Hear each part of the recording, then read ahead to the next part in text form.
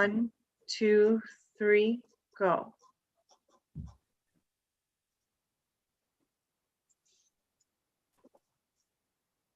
Good morning, everyone. Good afternoon or good evening, depending on your time zone.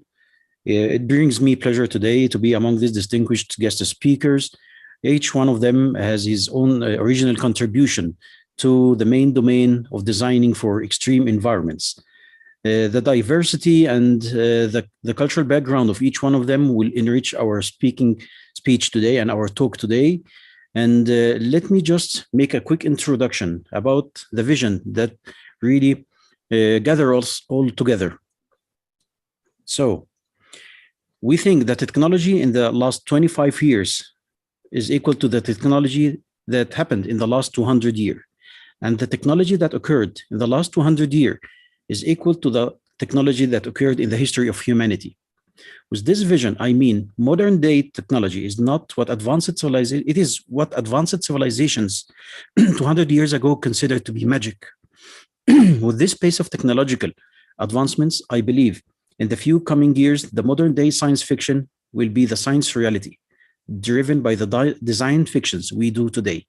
We will be presenting to you today the vision of our guest speakers, distinguished guest speakers. Each one of them will be presenting his contribution from his part, his vision, his idea about what is known as extreme environments.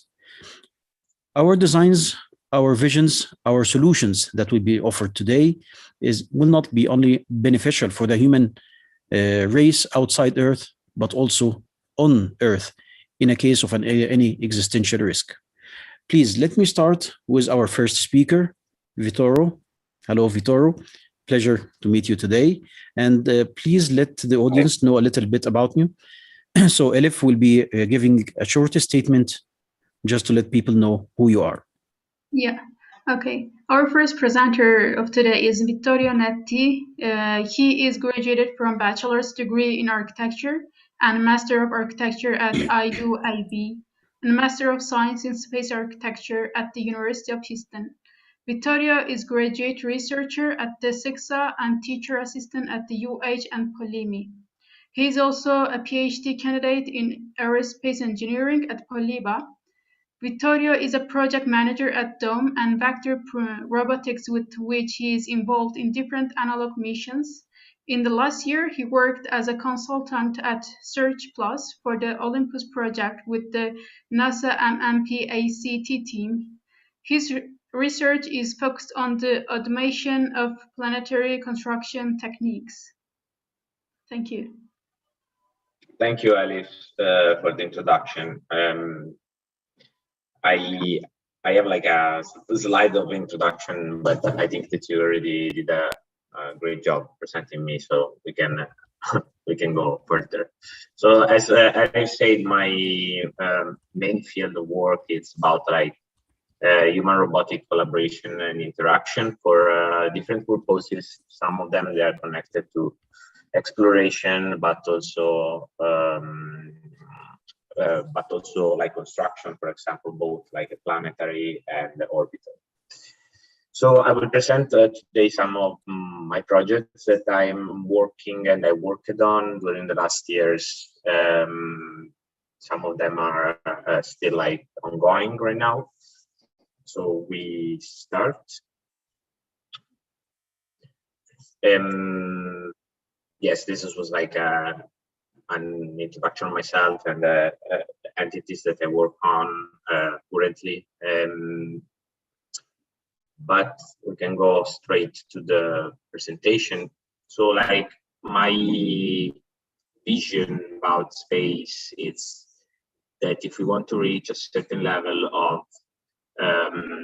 human presence in space, we need to enable a high level of safety and accessibility. So space, space is hard, as like JFK was saying, but at the same time, we need to make it easier and less complex if we want to really like live in space and live on the other planets in a stable way.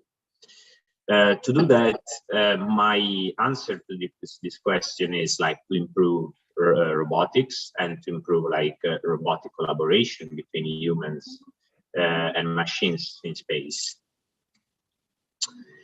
So how we do that, as I said, it's like through the advancement of space robotics. Here we see some examples, some at were like old concept, new concept, things that we tested, like the things that we currently use, like the Canadarm or Robonaut. This is like a paper, interesting paper by J.B. Garvin that I found in some years ago. Like J.B. Garvin was like the chief of the Directorate of Human Space Exploration at NASA at the time, and he basically, together with a group of engineers and GPL, he tried to evaluate the reason like why we explore space in the way in which we do, and why from a system engineering point of view, humans and robots are not like interchangeable.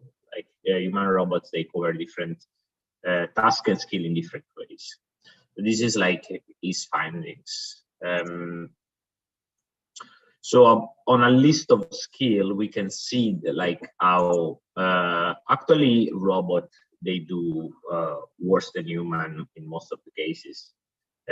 Humans are more versatile, and the current state of the technology, this of course it's a paper from 2005, so it can be a bit old from that point of view, but still nothing changed too much from that moment in space robotics. So as I was saying, we mostly do everything good, like, but three things the robot do better, and these three things are very important, and this is the reason why even if we as humans we can perform better than robots, we still mostly use robots for space exploration.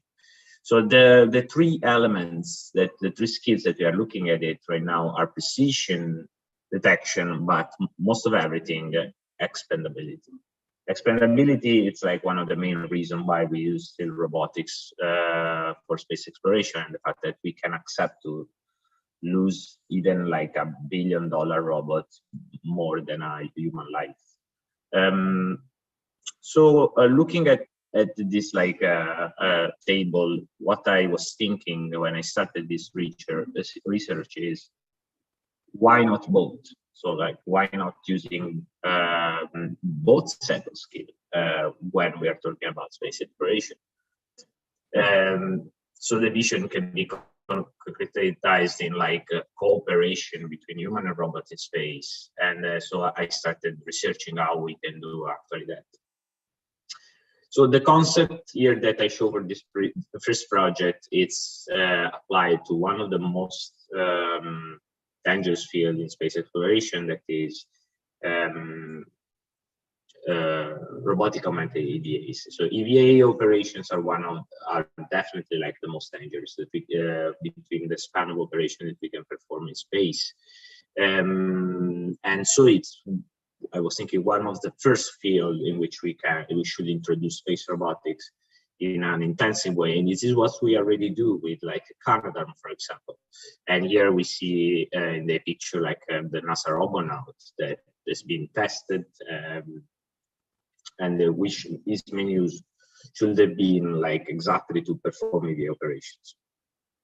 But EVA Robonaut was intended to substitute like a human crew member in EVA, while my concept is like to have joint operation between robots and astronauts in space. So I started developing the MMVR, that is state for multi-mission extravehicular robot, that is like a concept for a flexible asset for EVA operation that can operate in both ways, autonomously or in conjunction with other humans in EVA operations. So here we see MMVR. This is like in the autonomous configuration, and here we see it in cooperative configuration with an EVA astronaut wearing an XMU suite. It obviously takes inspiration for the MMU, use it during the STS program. The only reason why we actually abandoned the MMU was that we found that the Canadarm was more effective for most of the tasks, but the problem is that there were not enough use cases for this asset that was still very valid. Here we see an image of a satellite retrieval operation in 1984 performed at the MMU. So how it works, the system. We have like the idea is that you deploy a service module that can be attached to any existing or future spacecraft for an EDS ports, and in this like module, it's configured as basically like robotic maintenance module that it's also an airlock for a robot deployment. So there is the service module that's arrived and is docked to, as I said, to any spacecraft. And after there's a control station that is set inside that spacecraft that help other crew members to control the additional limbs provided by MMVR. And the components of this system, this is like a modular robot. This is like the modular approach has some advantages, also some disadvantages. But in this case, what I needed was maximum flexibility, and so I decided to go for the modularity. So the robot itself is composed by three main elements that are two specular identifier robot and a navigation module that perform the same kind of operation that the MMU was doing in the 1980s, but of course with updated technology.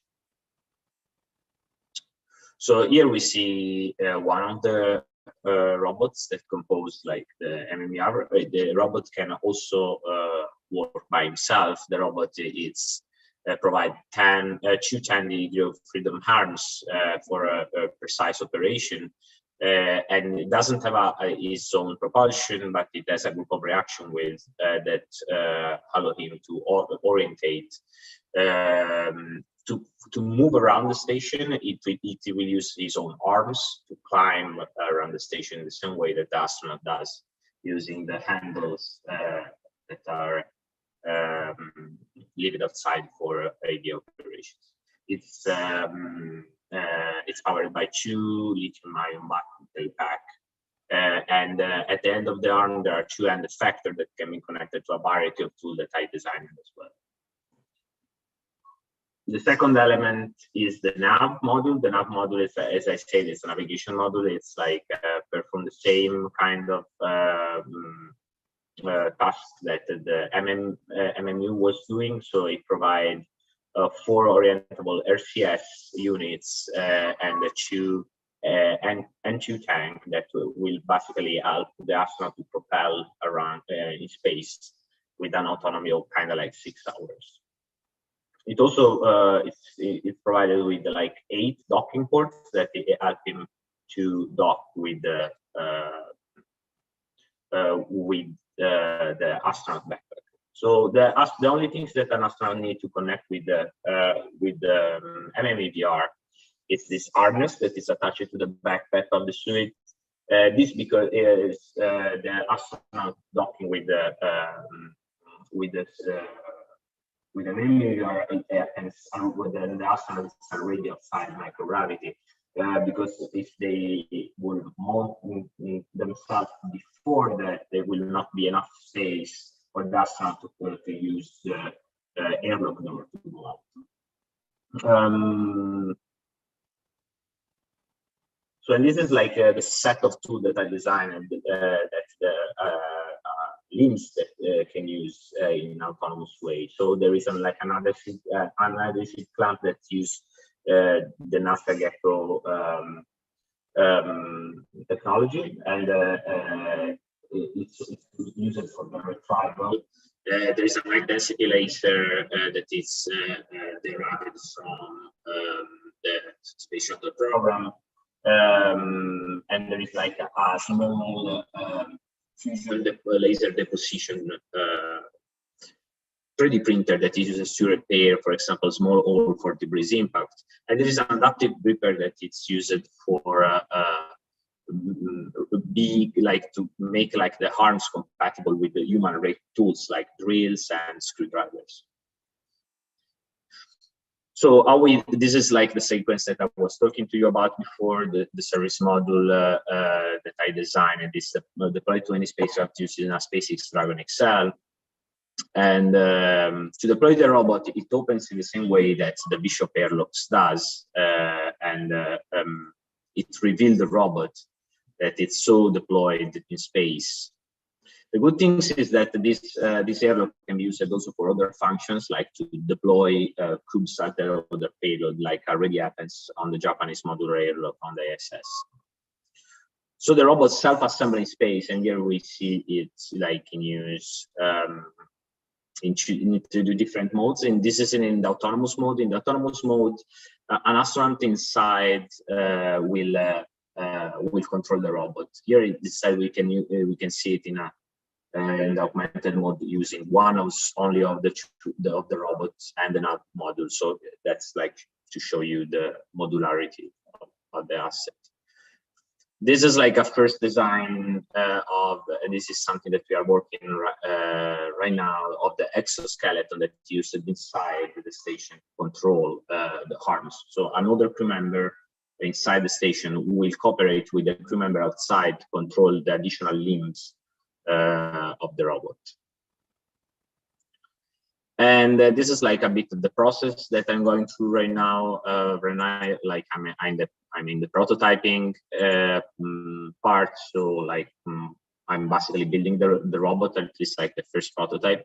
It's in this is like the test unit that I'm building right now at CICSA. And it will be used to test the human system integration together using like WAR application. It's way more advanced than this slide. This slide is from some months ago, but yes, this is let you understand how this prototype is currently built. And the last thing that I will say about it is that the human system integration is tested through a WAR application. So I'm building a WAR testing application that will include the idea to perform two different operations, like maintenance operation using the Lunar Gateway as a possible scenario. So we will use both like the robot in the WAR to test how easy or difficult it would be to interact with the different hardware components of the Lunar Gateway. And this is like the simulation overview. The two actions to be performed is like swap one of the batteries on the Esprit module and repair one of the joints on the Canadarm3 on the Lunar Gateway. And that's it. I will stop here because I think that my time finished. Thank you, Vittorio, so much. It was so insightful, really, and we wish we have more time. I think there will be much more opportunities in the future, and we are glad that you shared with us your insights today. Our journey will carry our next presenter. Please, Elif. Our next presenter is Phnam Bagley. She is co-founder of Nonfiction and creative firms that turn science fiction into reality for a better future. Trained as an industrial designer and space architect, she creates cutting-edge hardware in wearables, biotech, healthcare, education, transportation, and aerospace. She specializes in turning groundbreaking technologies into attainable, intuitive, and beautiful products that help humans become the best version of themselves. Additionally, she is the co-host of Future, a video series that demystifies design and the future of everything. Thank you, Phnam. The field is yours. Thank you, Elif. Thank you, everybody, for having me. I'm going to share my screen.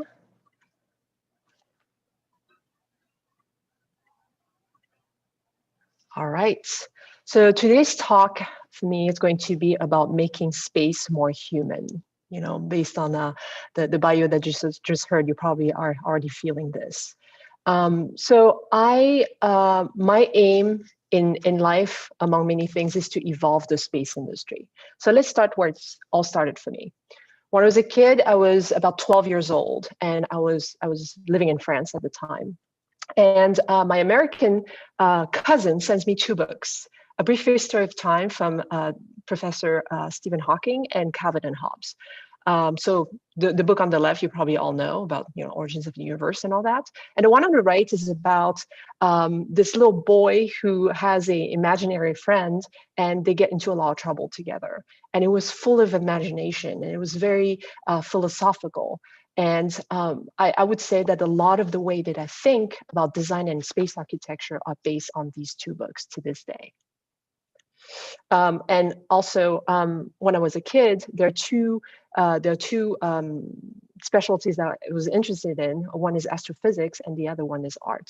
And I ended up, doing not these 2, but something very similar. So about 16 years ago, I moved to the US to study at SIXA at the University of Houston. At the time, the only master's program in space architecture. And these are all the graduates from that year in the world, all 4 of us. So it was a very, very small program. There, I worked on a lot of what I would call traditional space architecture. So, systems, robotics, rovers, pressurized rovers and hoppers, and things of the sort. So about 5 years ago, I started a company called Nonfiction. And at first, what we did is that we designed a lot of physical products, because I'm also trained as an industrial designer. An industrial designer is someone who designs physical products for mass manufacturing. They can be IoTs, they can be wearables, they can be systems of different kinds. But then eventually the company evolved into something much bigger. What we do now is that we turn science fiction into reality for a better future. So historically, we just celebrated the 60th anniversary of Yuri Gagarin going to space. And back in the day, space was about space exploration with humans was about surviving it, right? You put in the systems that allowed him to go up to space, to come back safely, and to live and breathe in between. And then now it's a lot, when you look at the ISS, for example, its interior and how it's put together, it's about living in space. People stay up there for weeks or months at a time, and they have certain routines and a lot of work to be done up there. But what I'm very interested in is how we thrive in space. As we elongate the trips to the moon and Mars and beyond, we have to think about how us as humans, become an interplanetary species, how we survive and thrive in an environment that is literally not designed for us to survive in. So I'd like to go a little bit over transformational technology. So transformational technology is technology in support of health, wellness, performance, and longevity. And that is the work that I've spent the last 15 years working on.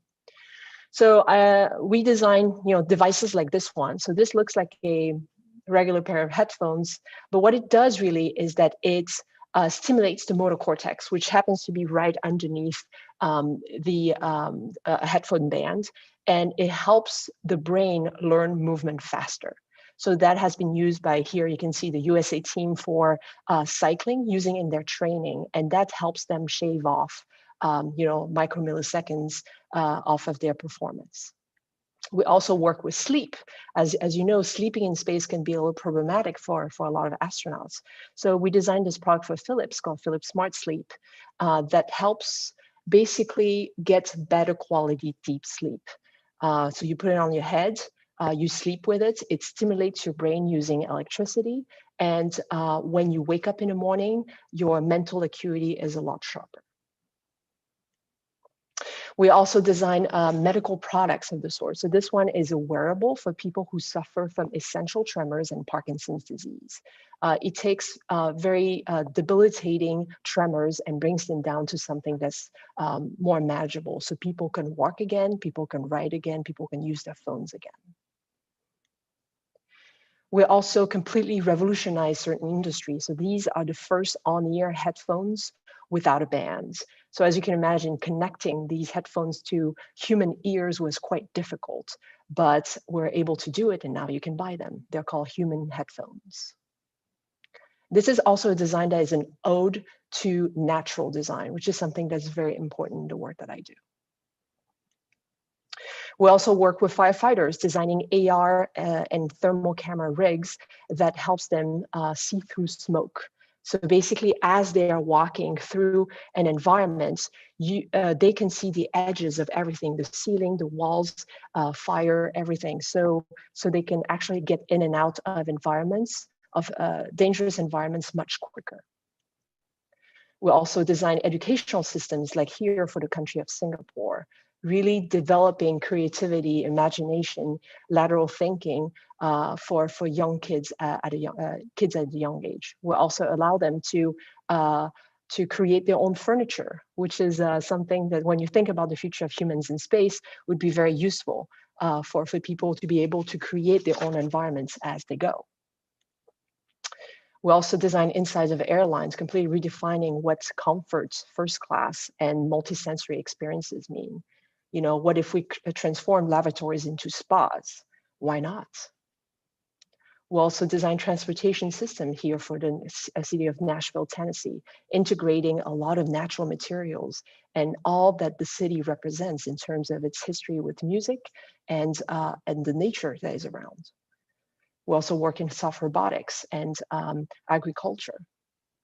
We also work with the future of food, creating molds and types of foods that are vegan based and save a little bit of the water consumption that we have out there. We're also involved in multisensory experiences. This is a device. It's a pod where you lay in, you experience vibroacoustics to relax, aromatherapy, VR. You have winds going through your hair, and really create this higher level of consciousness by just sitting in there for like about 20 minutes. We're also currently working in integrating psychedelics for the treatment of depression, anxiety, and PTSD. We'll also host a material library here at the office. And a lot of these materials are super high performance and or based on natural renewable energies. So here we're here to talk about humans in space, and really, thinking about bringing humanity to the moon was a question that we asked ourselves here at the office. So this is what the moon looks like. This is also what it looks like. And this is what it looks like. So as you can see, it's a lot of gray. So what we wanted to do is to bring color to the moon. Color is something that is very prominent in nature, and also prominent in the way we construct the life that is around us. We surround ourselves with the products, materials, shapes, and textures that make us feel comfortable. And so we wanted to integrate color psychology in the way we designed our future as humans on the moon. So what's wonderful about color psychology is that you can affect the mood and the emotions of humans individually or as a group by just integrating certain colors.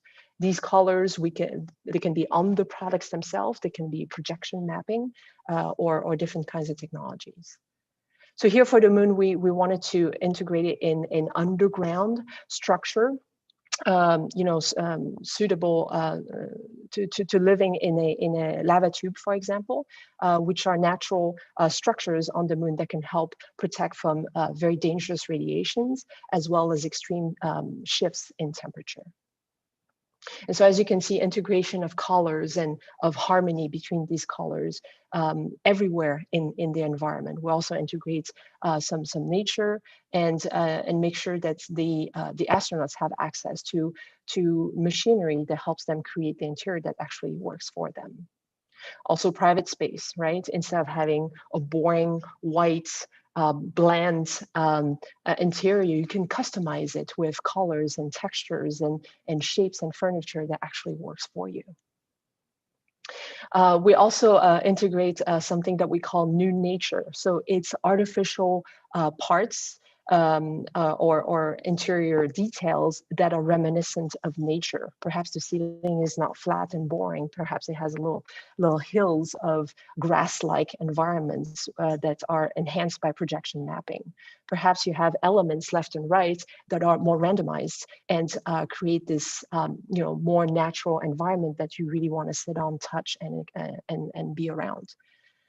Even working out, right? What if working out was not, in a using machines that are just, tubes and components put together, but makes you feel like you're running in nature. And same thing for decoration all around the station. But really, bringing color to the moon, this grayscale environment of the moon, is sort of a symbolic imprint of humanity on our sister moon. And then giving the opportunity to astronauts to enjoy the landscape of the moon in environments where they can look out and see the contrast between what makes us alive and what this new environment is about. So to finish this presentation, I'd like to go over why we go to space. So we go to space because we have to invent a lot of innovation up there in order to bring them back to Earth and serve people, right? That is actually the main mission of NASA, if you really research it. So here are some few examples of the things that we use commonly on planet Earth that actually come from space innovation. So prosthetics, some monitors for the body, LASIK, Bluetooth headsets, water filtration systems, 3D printed food, solar panels, etc. One of the thought experiments that we did here, and actually Mikhail, who's also going to present in a few minutes, was a participant, is to think about the psychology, the sociology, and happiness on Mars in the future, right? In a matter of decades, we're going to start going there. And soon, the astronauts, the highly trained astronauts that we have today, are going to slowly become people like you and me. People are not, superhumans. People who have good days and bad days, and people who have, perhaps spiritual backgrounds. So we wanted to put in a room a spiritual guide, a psychologist, a planetary colonization agnostic, so meaning someone who doesn't really believe we should go to Mars beyond scientific exploration, the architect, which was Michal, and we had a future Martian, which was a 7-year-old boy who loved space, right? And we asked questions about what it meant for them to be happy on Mars, and we got pretty deep into the meaning of what it is to be human and how we can export that to another place. So in October of 2020, I participated in a event with the WDO, the World Design Organization, and the ISS National Laboratory, called Design in Space for Life on Earth. And what we did was to design an orbital university. So here's the design that we came up in like 3 days. So basically, it's a university divided in 3 different rings that represent different disciplines that could be experimented up in microgravity. So one ring represents STEM, right? Like science and engineering, math, and all that. And one ring represented the humanities, so the arts, law, all of these disciplines. And the third ring was focused on social science, right, which is going to be more and more important to develop when we're going to space for longer durations. And at the center, we have kind of like an arena where people can talk, can connect, and perhaps play sports. So one thing that's very important here while developing the future of food or biology is to think about aromas and think about what makes the food that we eat on Earth so pleasurable and so linked to our culture. So we focused our story on this biology teacher who's growing food and really re-injecting aromas and flavors into the food in space. Also integrating art in space. There's this artist, Japanese artist Azuma Makoto, who is sending flowers and plants up in space and is, you know, collecting these beautiful, beautiful pictures of what it looks like to have nature at the edge of an atmosphere. So here, you know, in art, what we wanted to do is how do we create art studios in space where we can take advantage of microgravity to create yet another level of expression and interaction and for people in art. So the overview effect is quite important here. So the overview effect, for the ones who don't know, is the cognitive shift that happens when astronauts go to space and see that Earth is this, you know, blue small ball in the universe that is extremely fragile. And what happens is that a lot of these astronauts get that shift, come back to Earth, and spend a lot of time and effort trying to protect and inspire people to protect that planet. So and there's a lot of, you know, connection with the arts in the way they do that.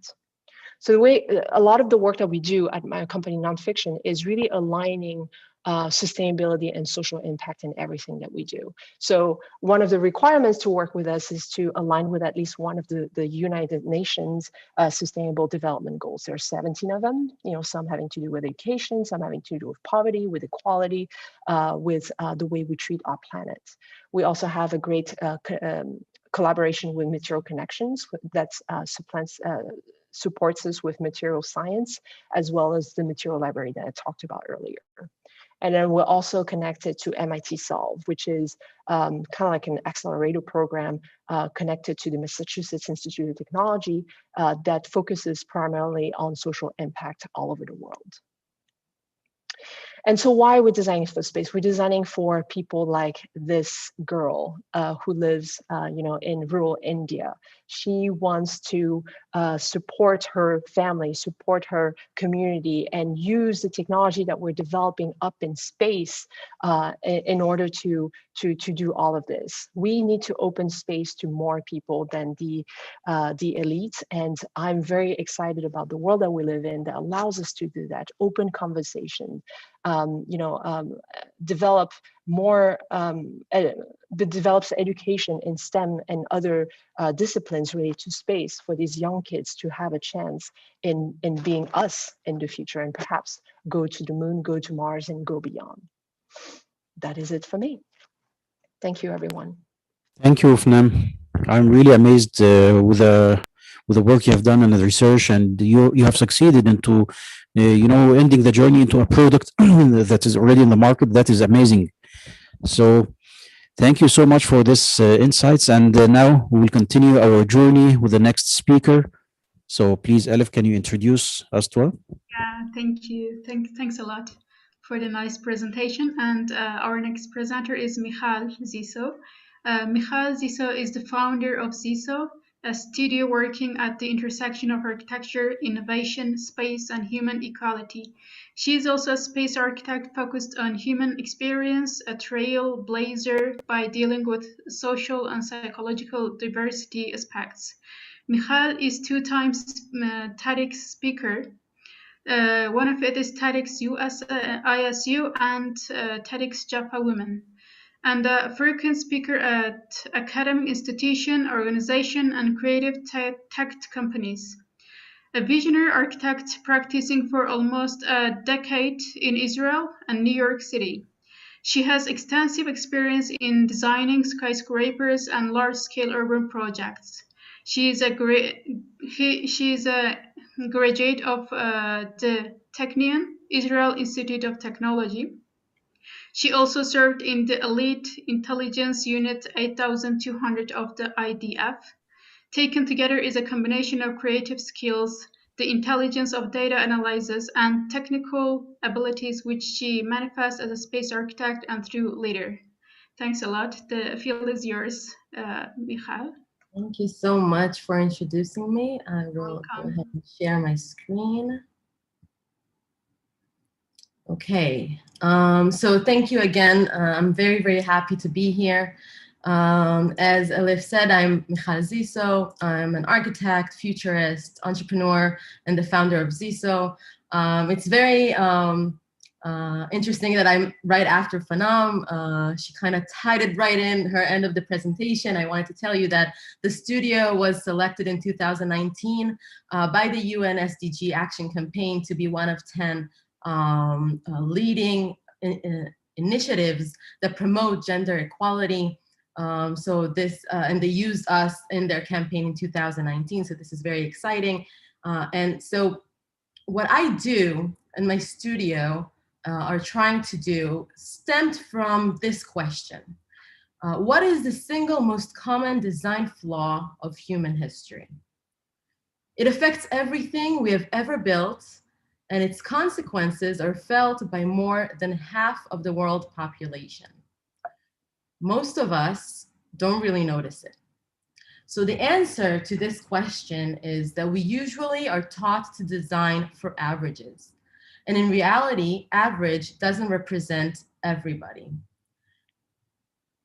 When I studied architecture and when I started to work as an architect, I learned that different people use the space around us, the physical space around us, in different ways.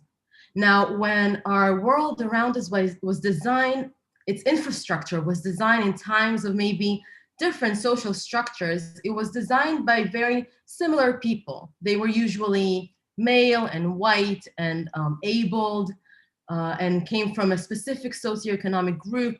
So as humans, when we are experiencing life and then we need to do something, to create something for someone else who has a completely different experience than us, sometimes we find it hard. We are used to act from what we know. And when we do that, something happens, and it is called discrimination by design. And this is kind of where my approach to space architecture comes from. It's more from, like Elif said, from the psychological aspects. Hold on one second. Okay. From the psychological aspects and also the human experience and social backgrounds of the people that are using the space that we design. So just to get a brief kind of overview, as architecture students, we are taught to look at body proportions. On the left, we see the Vitruvian Man by Leonardo da Vinci, and on the right, we see the Modular by Le Corbusier, who is one of the greatest architects of the 50s.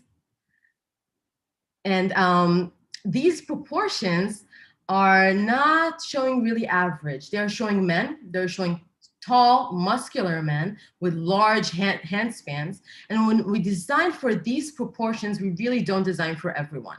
So this is one example of it, and I like to show it because it's very kind of screaming at you. So these are crash test dummies that car companies are using to test the safety of their cars. And in the middle, there is a woman, very normal sized woman. And you can see how small she is compared to these dummies.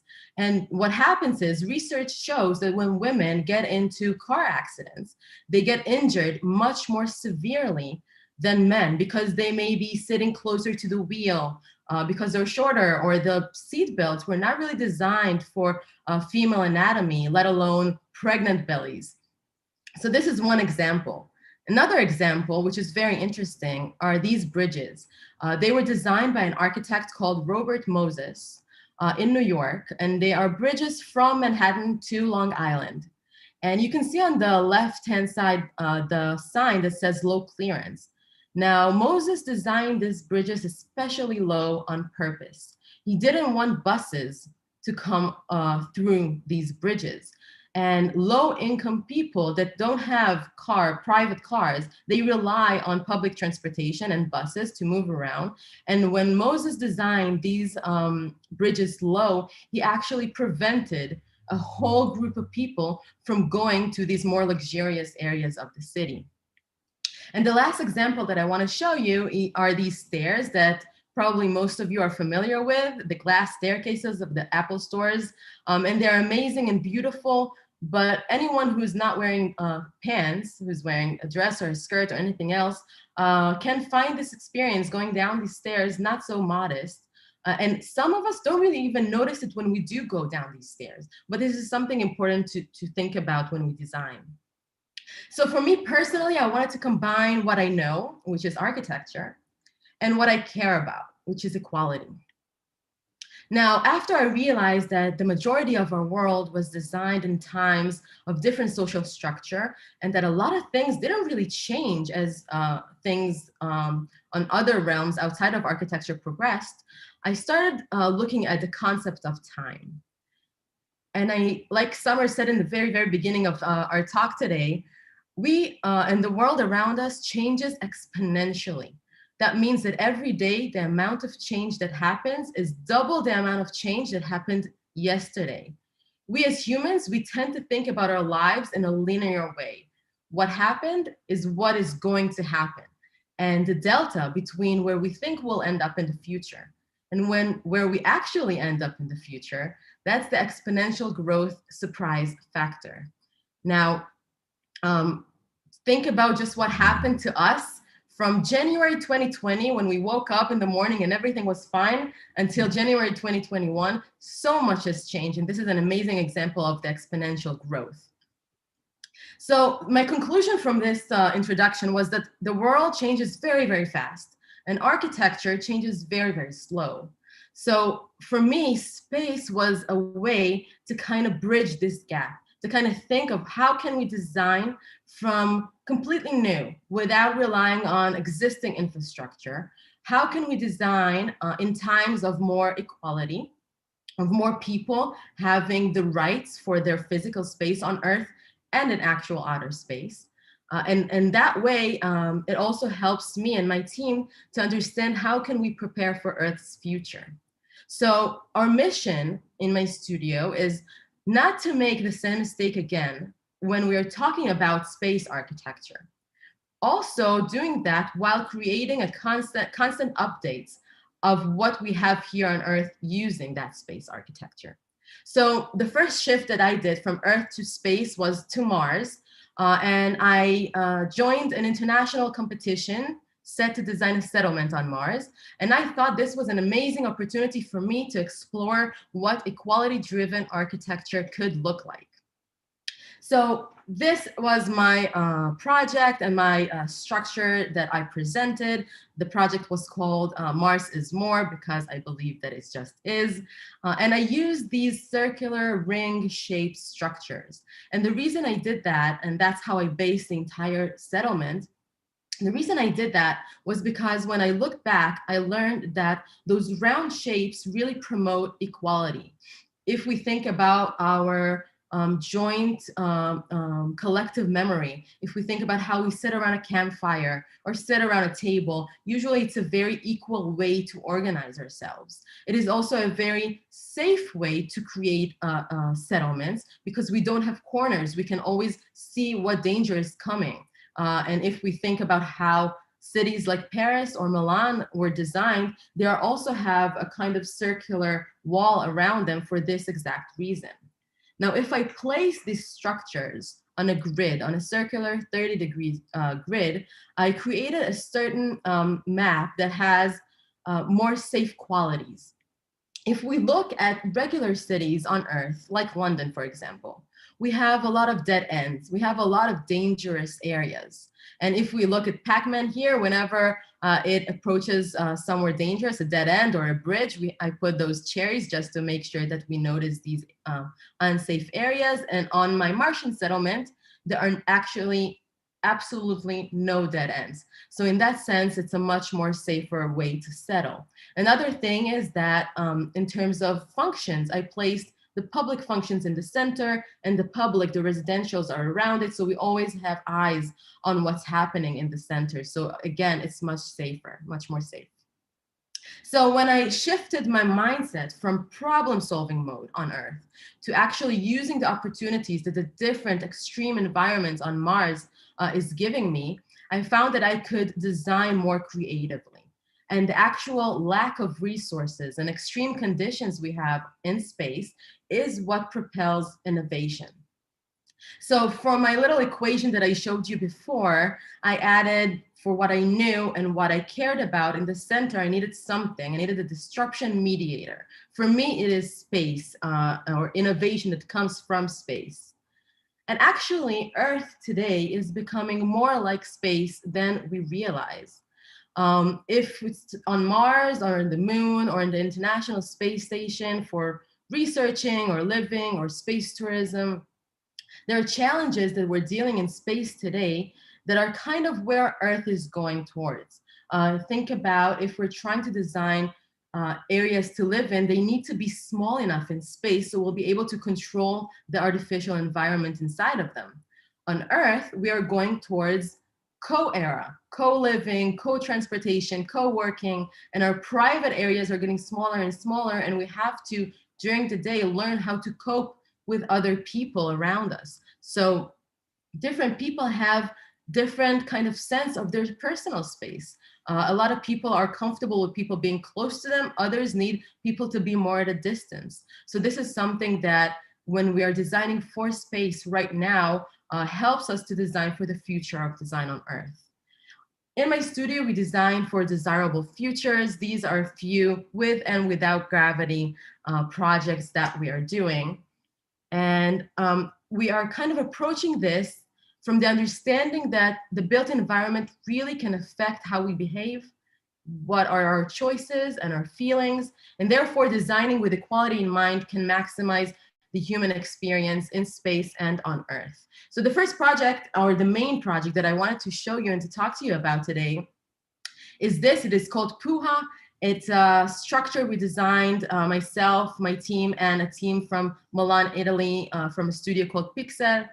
We designed it for Burning Man, actually, in the Nevada desert. And this structure its idea is to create a closed cycle architecture. And for this specific purpose we designed it for Nevada desert, it can function on the North Pole or even on Mars, and I'll explain in a minute how it works. So it's a closed cycle architecture. That means that it only relies on its own resources. It can produce its own energy. It can produce its own food through, in this case, a greenhouse, a hydroponic greenhouse. It can produce its own light, its own heat and cooling systems, and even music, and also purify its water. So we used a system based on, we call it the Arduino approach, of rings that we can actually add and remove according to the area where we place this structure. So if we place it in a desert, we have many solar rings that can produce energy from the sun. But if we put it in a more windy area, we can use rings that produce energy from the wind or from water movement, and so on. Something that was very important to us was also to create an option for this structure to close down as a shelter if we need it. So here in particular, we thought to use a special fabric that is now being developed by NASA. It's kind of like scales that can also prevent radiation from coming in. And another idea that we had in mind and was very important for us is, although we're using the specific environment to create energy, we want to save that energy as much as possible. So if we can, from people's movement, physical action, if we can use them to do things instead of the mechanical options we have, we would like to do that. So here we see the people walking up to the greenhouse or along the greenhouse, and we used very simple foot pumps that the people can kind of bring the water up the stairs as they go up. If you can see, we have here 3 sets of hand railings fit for 3 different types of height and sizes of hands, and on those railings there is Braille writing that only visually impaired or people that know how to read Braille can understand secret messages. So we actually think about having different abilities, or people with different abilities, helping them feel welcome, so they'll know that they have not only regular generic, signals from us, but actually can have another layer of interaction with our structure. The center circle here in the middle is our main solar panel, but it's also something, it's a panel that can generate energy from people's movement. So one of the guidelines for living in this structure is that the people have to dance about 2 hours a day in order to produce extra energy. So this way we can see that the architecture can really control or can really set the tone to how the people behave around our structure. The mist over here that you see, that's the ring that kind of lowers down the temperature of the desert. The black ring here is another solar ring that is in a 32-degree angle, which is the perfect angle for producing that energy from the sun. And another two things that I just want to quickly touch upon before I finish are these two researches that we're doing now in the studio. One is the space habitability research, and we are looking into a lot of analog habitats that we have today around the world on Earth, that where we are doing experiments to actually test how we can live on the moon or on Mars in analog environments, in environments that are kind of resembling things that we have on the moon or on Mars. And we saw interesting things there. We saw that missions that are longer durations, these missions can go from 2 days to 2 months to even 2 years. And we found that the longer the mission, the less women are joining them. So that's something very, very interesting. Another thing that we found is that acoustics is very important for the people living in the habitat, because if they don't have the right acoustics, they don't feel that they have their privacy. And another research that we're looking into is how we can transform earthly disabilities into space superpowers. So on Earth, we have, for example, Paralympic athletes. There are people that can be very, very healthy, but maybe they're amputees, they don't have legs. These people can be amazing astronauts, because on the ISS, the International Space Station, the astronauts actually don't use their legs, they use their hands to move around. And these Paralympic athletes weigh maybe less because they don't have their legs. So it's easier, or it's cheaper maybe to fly them there. And I know it's kind of controversial to think about it in this sense, but I talked to people from the European Space Agency about 6 months ago about our research, and we kind of discussed this. And I'm happy to say that about a month ago, the European Space Agency launched its program, its Para-Astronauts program, that they are looking for exactly those kinds of people with those disabilities, motoric disabilities specifically, to join their astronauts crew or astronauts training.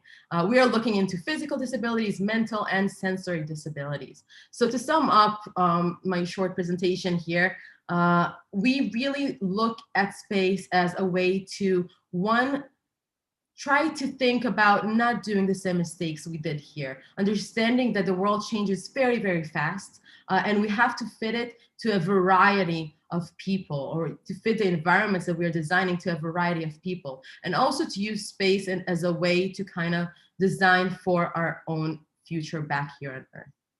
So thank you very much. Thank you so much, Mikhail. I'm really impressed by the quality of the project presented today. I feel really lucky for having you all today and really sharing the experience with you. So I think it might be my turn now. I hope that I'm up to the standards of what I have seen just minutes ago. So I'll let Elif just give an idea, and I'll start my presentation after. Yeah, thank you, Mikhail. I really loved the idea of dancing 2 hours a day for producing energy. And our next presenter is Samar Al-Sayary. He's an assistant professor of architecture, researcher, and award-winning architect with a special passion of outer space architecture. He's graduated in 2001 with honor of being top student of his class, and through the years he received many national and international 38 awards from 4 different continents. His works are exhibited in several countries, including NASA Johnson Space Center in Houston, MedCap 21 France, Greece, Tunisia, Egypt, Malaysia, among several other countries. His works also have been featured in Discovery Channel UK documentary, Wired magazine, and Larka magazine, Architecture d'Aujourd'hui Special Edition 2021, designboom.com, archdaily.com, spacearchitect.org, among many others. Dr. Sayary was invited as a guest speaker, delivering public talks in numerous venues as AIAA Los Angeles, Las Vegas, TEDx Bau, Idea XMe Radio UK, Crew Central Asia, among many others.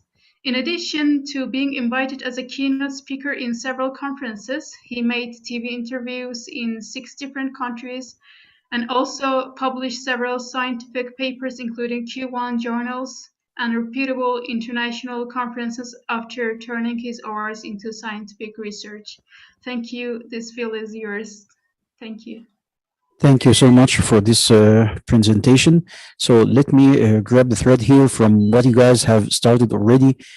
My work here is an unfinished work. It's a work in progress that I have started maybe 7 years ago, and it's still ongoing. My approach of designing space communities is about a new re-understanding and a rethinking the human-centered design. I rather would like to call it a community-centered design.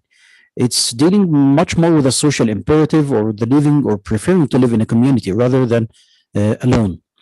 So what I'll be presenting today is consideration of the user as a member of the design team.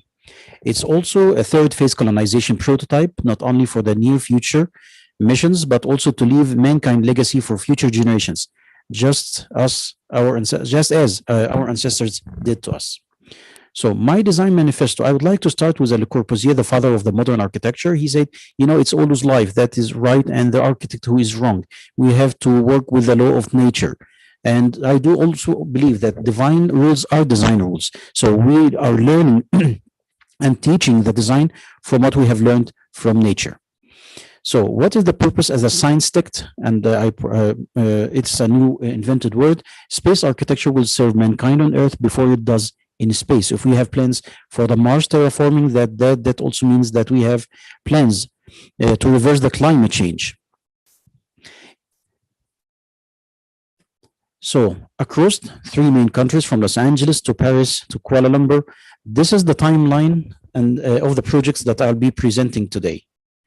So what is the design manifesto that I'll be presenting? It's about 3 steps: community-centered design. First of all, I'll be working about emulation of the models, systems, elements of nature for the purpose of solving complex space architecture challenges using parametric digital strategies. Number 2 is experimenting and developing those values and strengths using cutting-edge technologies to create a state-of-art design that carries the spirit of the past, not its shape or form, but in experience. And third, documenting those experiments through publishing projects and papers as a proof of our current legacy delivered to our future generations. Let me start with the project Oasis. Project Oasis started in 2018, exactly.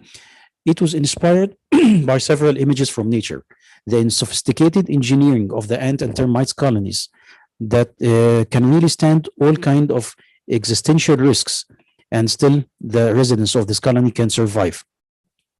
The Oasis, which is something that is hardwired in the extreme environment culture, and how people can gather surrounding the source of water and start a new life. And the psychology of the circle. The psychology of the circle is also embedded inside us. Even in our expressions, daily expressions, we say the circle of family, the circle of friends, the circle of trust. So it is something in our culture. The chosen site of this colony was a philatelist crater based on a study conducted by the Purdue University with the size of this lava tube. I started reconstructing the lava tube and start understanding the tectonics and the geography and the dimensions to start embedding a line of colonies, starting with the Oasis project. So each colony will be designed to host the number of minimum viable population from 150 to 200 individual. The group that can reverse any existing extinction level event and start civilization again. The organic lines that stimulates creativity, motivation, intuition, tranquility also are included in the design. The colony is divided later on into 8 sectors, 8 isolated sectors. each sector with an independent engineering system to mitigate any existential risk, like the viral pandemics or contagious microbial life forms. Form meaning also is as important as form reasoning. While engineers prefer circular and filleted edges in the space to resist the internal pressure of the pressurized habitats, it also carries values that can change people to better people, make better spaces and buildings that can motivate people. The use of the circular geometry here, I used it to create a silent language between the occupant and the architect. The circle implies, as I mentioned earlier, the unity, the commitment, the love, community. It represents life and the never-ending cycle of it. The form meaning holds here with the intangible design parameters that communicates with our psychology and mental well-being. It gives meaning to things. It provides explanation to our visually perceived images. It maintains balance between our physical state and psychological well-being. The power was something important in the colony. So I have chosen to diversify between the sources of power. The first source of power, which will be used more in the construction phase, is the solar satellites that will be gathering all of the energy, solar energy from the orbital, geosynchronous orbital of the moon, and then start beaming it to the chosen site. While once the astronauts had landed and the life had started in the colonization, the activation of the lightweight nuclear submarine-sized reactor, small-sized nuclear reactor, the one that is used much more in the submarines and the icebreakers, will be activated to start running the colony.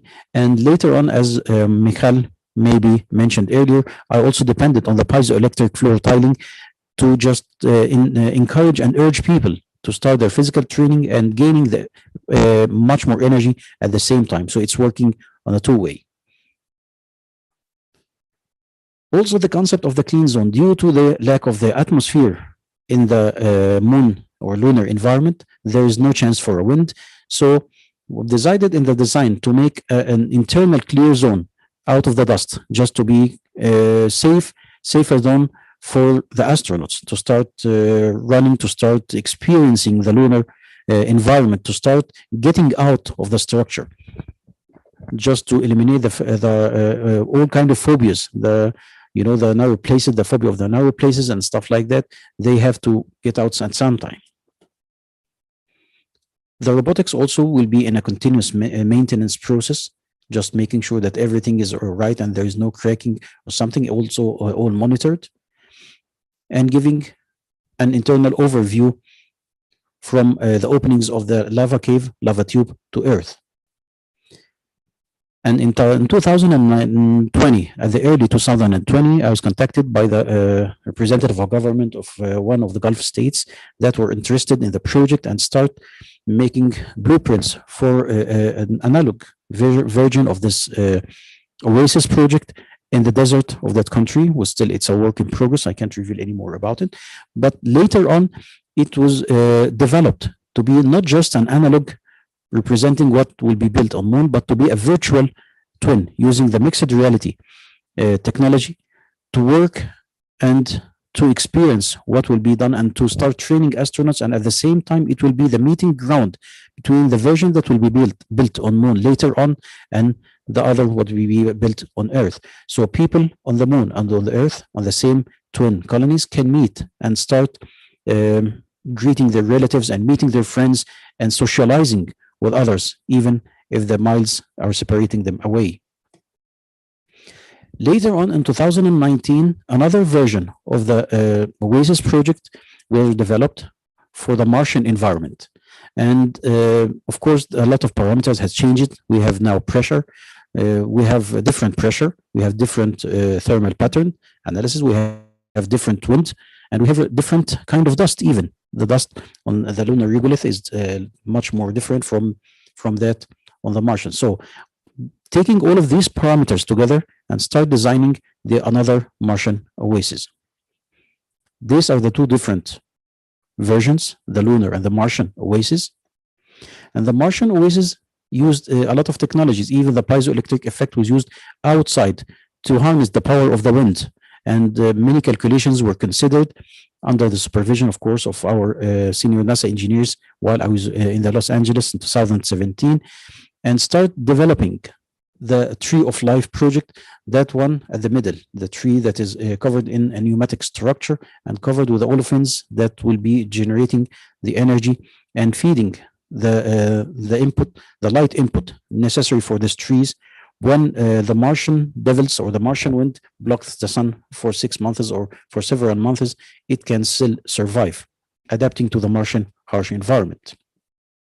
A time plan also were considered to start building for in 4 phases, 5 years time span, starting from the selecting of the crater and then start deploying the solar array and identifying the cardinal directions on Mars. And this is an approach that were used in our ancient ancestor civilizations, the cosmogenesis approach as well. And then start in phase 3 in boring and making the underground settlement. And in the final phase, for the 4th phase, while we will be deploying our robotic construction vehicles and start 3D printing the whole structure.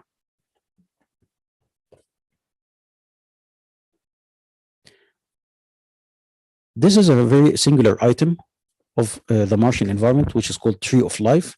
Tree of Life is depending majorly on the piezoelectric effect.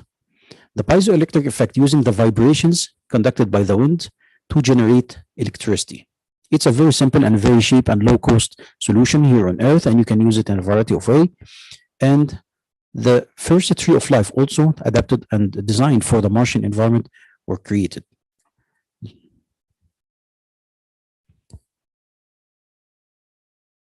Later on, it was developed and inspired by the movement of the grass and start sketching the first concepts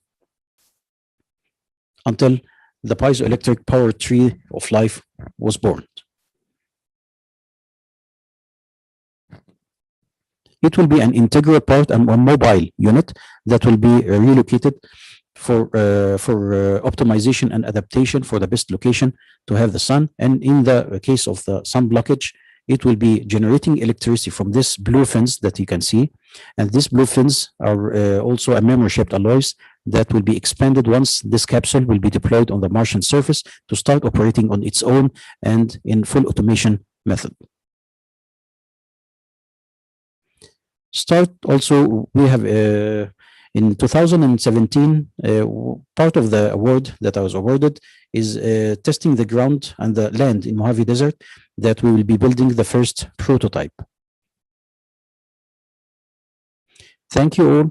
I had the pleasure today to present and share my work with you all guys, and I hope I didn't take so long. So we are on our schedule, and I will leave the field now for Elif to introduce you to the next guest speaker.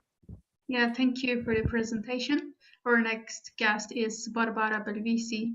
Barbara Belvisi is an entrepreneur passionate about science, space, and artificial intelligence. She is the founder and CEO at the Interstellar Lab, which develops environmentally controlled modules for sustainable living on Earth and in space. She started her career at 23 as an investor, raised over $80 million, and participated in 40 deals. At 28, she helped launch The Family, a Paris-based incubator, and Hello Tomorrow, an event fostering scientific innovation. The same year, she founded her asset management firm, which gave birth in 2015 to Hardware Club, a $50 million hybrid fund dedicated to robotics and hardware startups with over 400 startups worldwide.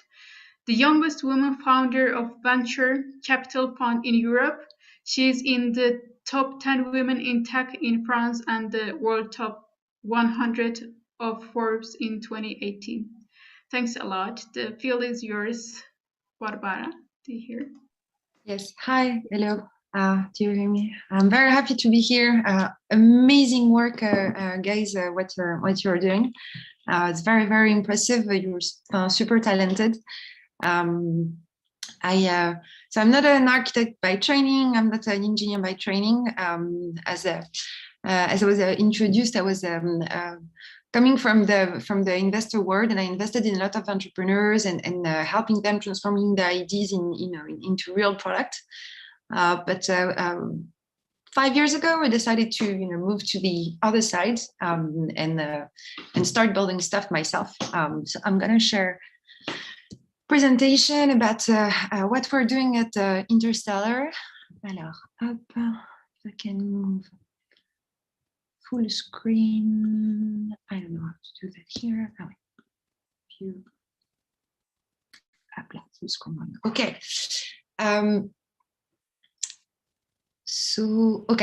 So at Interstellar Lab, so we're a startup. We're a young startup, started in September 2018.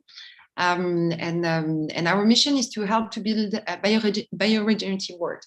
We're trying to integrate technology with nature to build a world where biology and life will thrive, and to do that in a regenerative way. So trying to close the loop and not to break the circle, as humans have been very good breaking the circle of life since we're on Earth.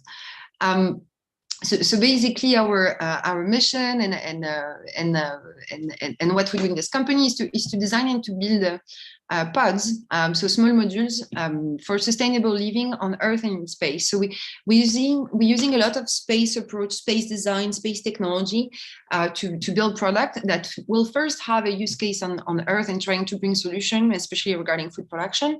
And our goal is to iterate on the system we develop here, so we can have something that is dedicated to space, and eventually that we'll be able to put on the moon, and in a further future on Mars.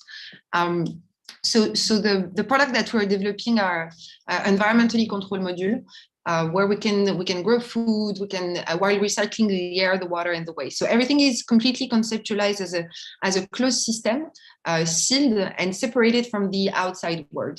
So this is where we took the inspiration from space, and basically how we can survive in very harsh environments. And recreate those shelters to protect life, and to create places where human and nature can live in harmony. And so the way we design all of it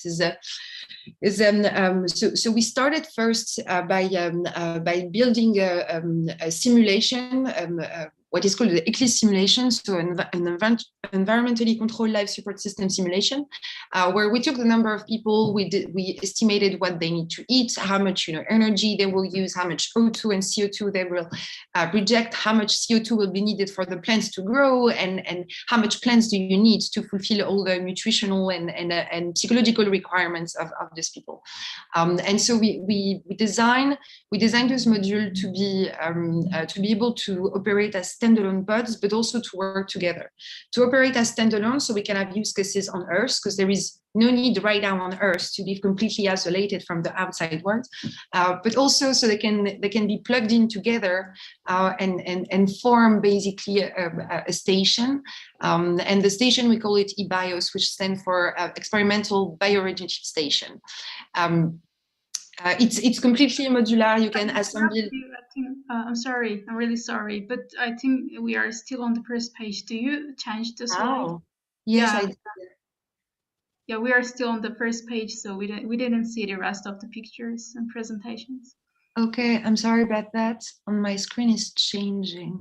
Yeah, still on the. Maybe it would be a good idea to unshare and share the screen again. Yes, maybe again. Yeah. Yeah.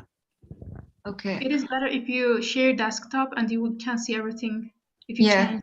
Maybe. Okay, I will do that. Okay, sorry about that. Thank you for. It's okay. Share screen. And it doesn't. I don't know if it's okay. Alors. Otherwise, I will keep it like this. Can you see now? Yes. Can you just start from the beginning? Yes. Alors. Okay, Yeah, that's okay. it. So what I was, I will do it fast. Try to not to ruin the schedule because everybody was on schedule. And so designing pods for sustainable living on Earth and in space. This is the module I was explaining and how we conceptualize. We call them flowers, actually, those modules, because they design, as you can see, there is a center, a core center, and there are the different petals that represent the different pods and the different units. And we design it so they can work completely standalone. So they are by themselves, they are environmentally controlled system, and they have an integrated technology, hardware, software, so they can just support themselves, but also they can work and be plugged in all together. So we had a very Lego type approach where we design, a similar airlock for all the pods, so they can be connected together and form what we call this module, this station, which is called the BIOS. And so it's an experimental bioregenerative station. And what you can see here is the different module and the habitat and the connector section. So to dive a little bit more into how we conceptualize those modules. So you have an aeroponics unit. We make the choice to go for aeroponics because it's it's a sustainable way of growing plants. It requires much less water than hydroponic. It's much healthier for the plants, and especially because you don't put too much water into the roots of the plants, and so you have less moisture. And it's a very good way to control environmental agriculture. So one unit is dedicated to food production. This is the aeroponics unit. This module in particular is designed for a group of 10 people, and total ground surface is around 7 square meters. Each module, each pod is around 120. So this is the aeroponics unit. This is the greenhouse unit. So the greenhouse has two purposes. One purpose is to grow the fruit trees, because fruit trees, they don't like to grow in aeroponics.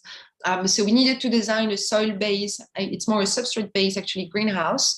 But it also serves a second purpose, which is connecting human back to nature. Because if you think about living, off planet and be put out of Earth, there is this question of, how are we connected with nature? And humans need nature to feel happy and to feel good. And so the greenhouse also fulfill all the psychological needs that humans will have when they will live off planet. The last dome designed the same way. So the 3 first dome are really designed the same way, with a composite base and then an inflatable membrane and an airlock. The inflatable membrane is a combination of several materials, PTFE, TFE, and aerogel.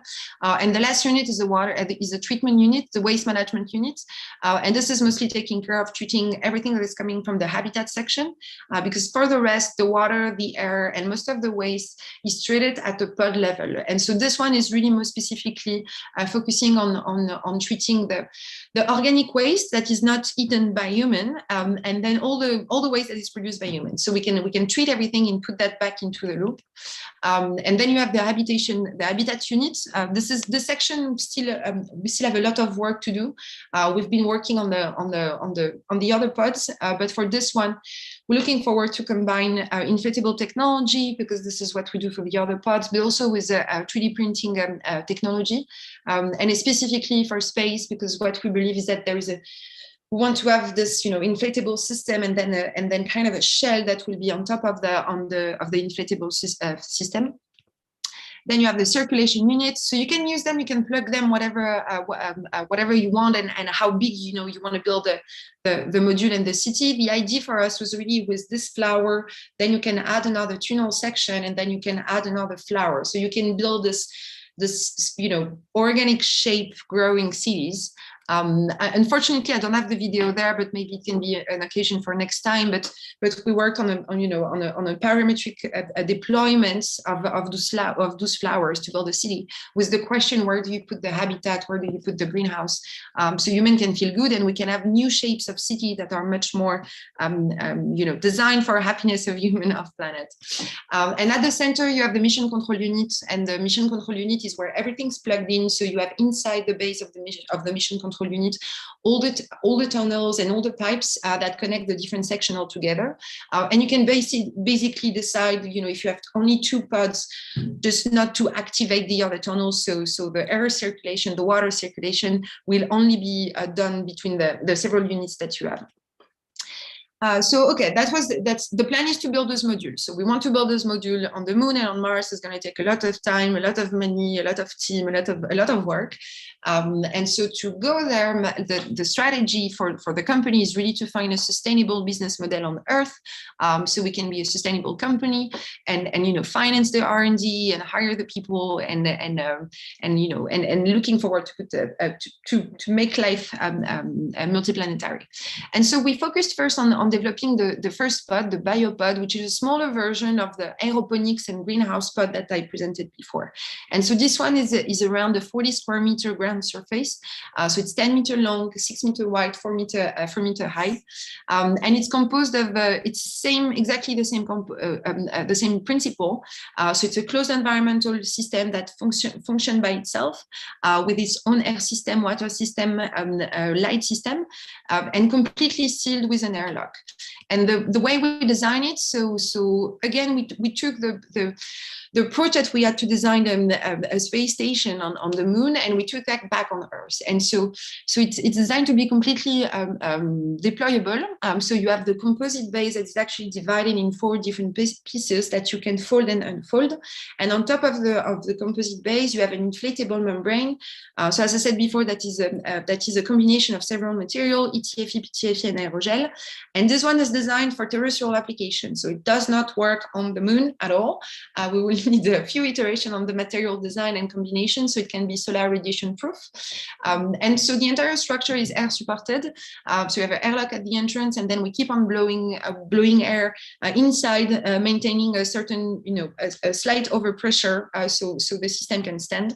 And it's completely sealed and pressurized.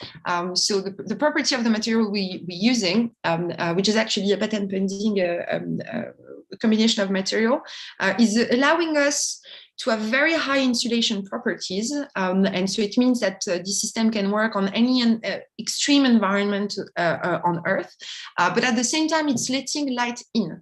And so it has a high light transmittance property, which is allowing us to use much less LED than traditional, greenhouse or systems.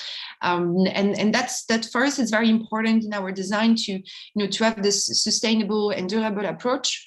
And especially to look towards how we can, use less energy and have more optimized system. And so inside the biopod, you have this one is so dedicated to food production, to crop cultivation, actually, because it's not only for food, it's also for flowers or any plant. And so inside the base, we put all the hardware, most of the hardware. There's some hardware that is still on top of the raised floor. But so you'll find the water treatment system. So you have a tank that you fill up with water, and then the water is going into the aeroponic system. We catch back the water that is in the atmosphere inside the dome, and we treat it and we clean it directly at the pod level. So you have a UV disinfection system, you have ultrafiltration membrane, and we combine that with an autonomous nutrient dosing that will deliver what the plants need based on the feedback we're getting from the sensor and from the cameras that we have inside the biopod. Integrated on the aeroponic system, so you have we choose a LED lighting system that is actually a technology that is spin-off from NASA.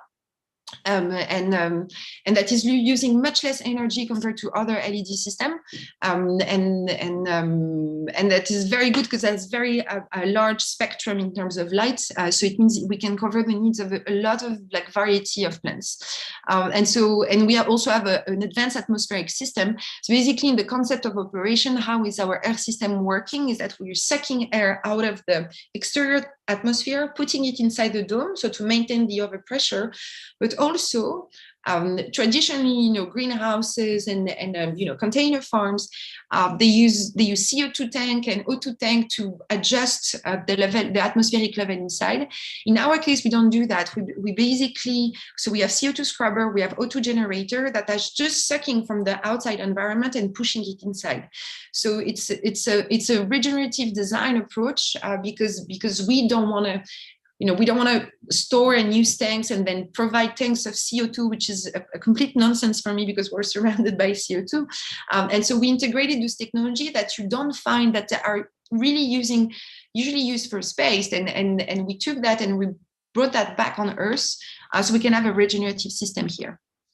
Inside, you have an advanced crop cultivation technology. So you can combine aeroponics with a substrate-based greenhouse. It's a modular system. So actually, you can have a full substrate-based greenhouse or only pure aeroponics. And it's what is called controlled environmental agriculture. So it means you really manage, depending on the plant needs and their stage of growth. We're managing them, how much CO2 we're pushing, we're turning on, turning off the light, and doing all the delivery of the water and the nutrient dosing solution. So it's interesting to see on how you think about building a greenhouse in space, and by thinking of how we want all the system to work inside and to be fully autonomous, we actually came up with a system that is providing a lot of solution on Earth and a very competitive product compared to what other companies are building. And so the biopod saves water because we use aeroponics and we capture back the water that is in the atmospherics of the dome. It allows us to boost yield because of the technology we're using, the aeroponics and substrate based, but also because we can control all the conditions inside.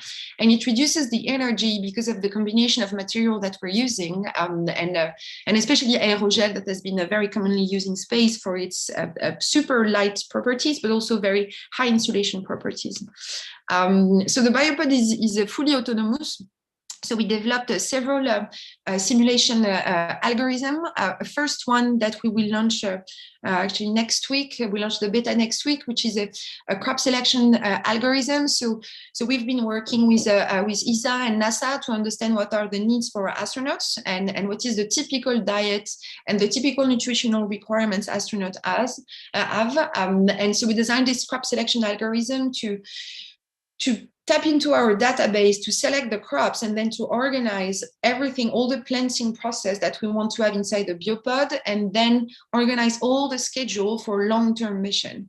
And this algorithm is finding the best solution. So it's trying to optimize the crop cultivation inside the biopod. So every day we can match the minimum nutritional requirements that we have for humans. And then the biopod is fully automated. So we have an embedded system and control system that are inside the biopod and that are triggering all the hardware that we have to make sure the crop cultivation system can work by itself. It's not robotized, so it means we don't do the germination and the harvesting through robots. It's still humans will still need to go and to harvest the plants. But thanks to our simulation plus real-time data, we can tell to the farmers when they can go inside and when they can harvest the fruits and the vegetables. Here it's a screenshot of actually the crop selector that we are launching next week. And basically you'll be able to put the number of people you want to feed.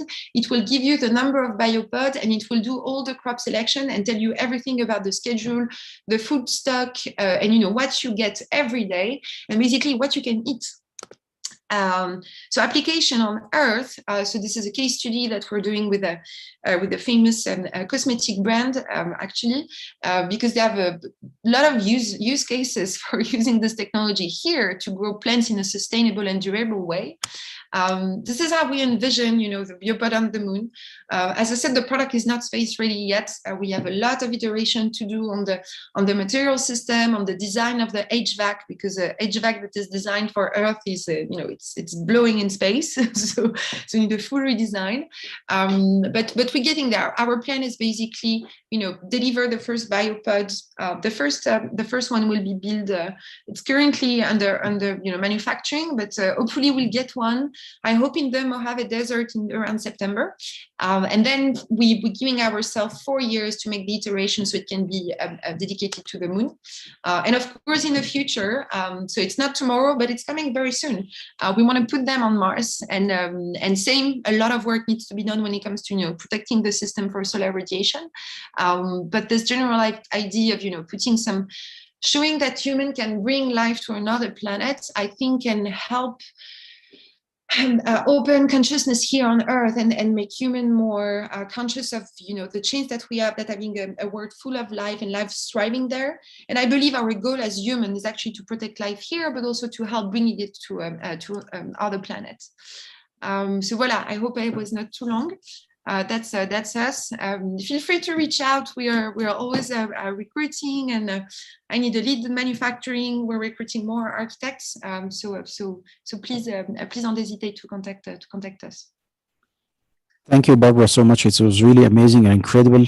I think the AI will be a core technology for the future, both on Earth and outside Earth. So you succeeded to demonstrate the importance of such a technology. Now we'll be moving on to our other distinguished speaker, Malek. We are all waiting. I can't wait really to hear what you are preparing today. Malek had promised us to deliver us today an incredible speech, as I always knew about her. So the floor is yours, but Elif will be just introducing to let the people know more about you. So please, Elif. Thank you. Yeah, our last presenter of today is Malek Trabalsi. She is CEO and founder of Varnawal Space and Tech Solution, CEO and founder of Trabalsi Legal Consultancy, FZE.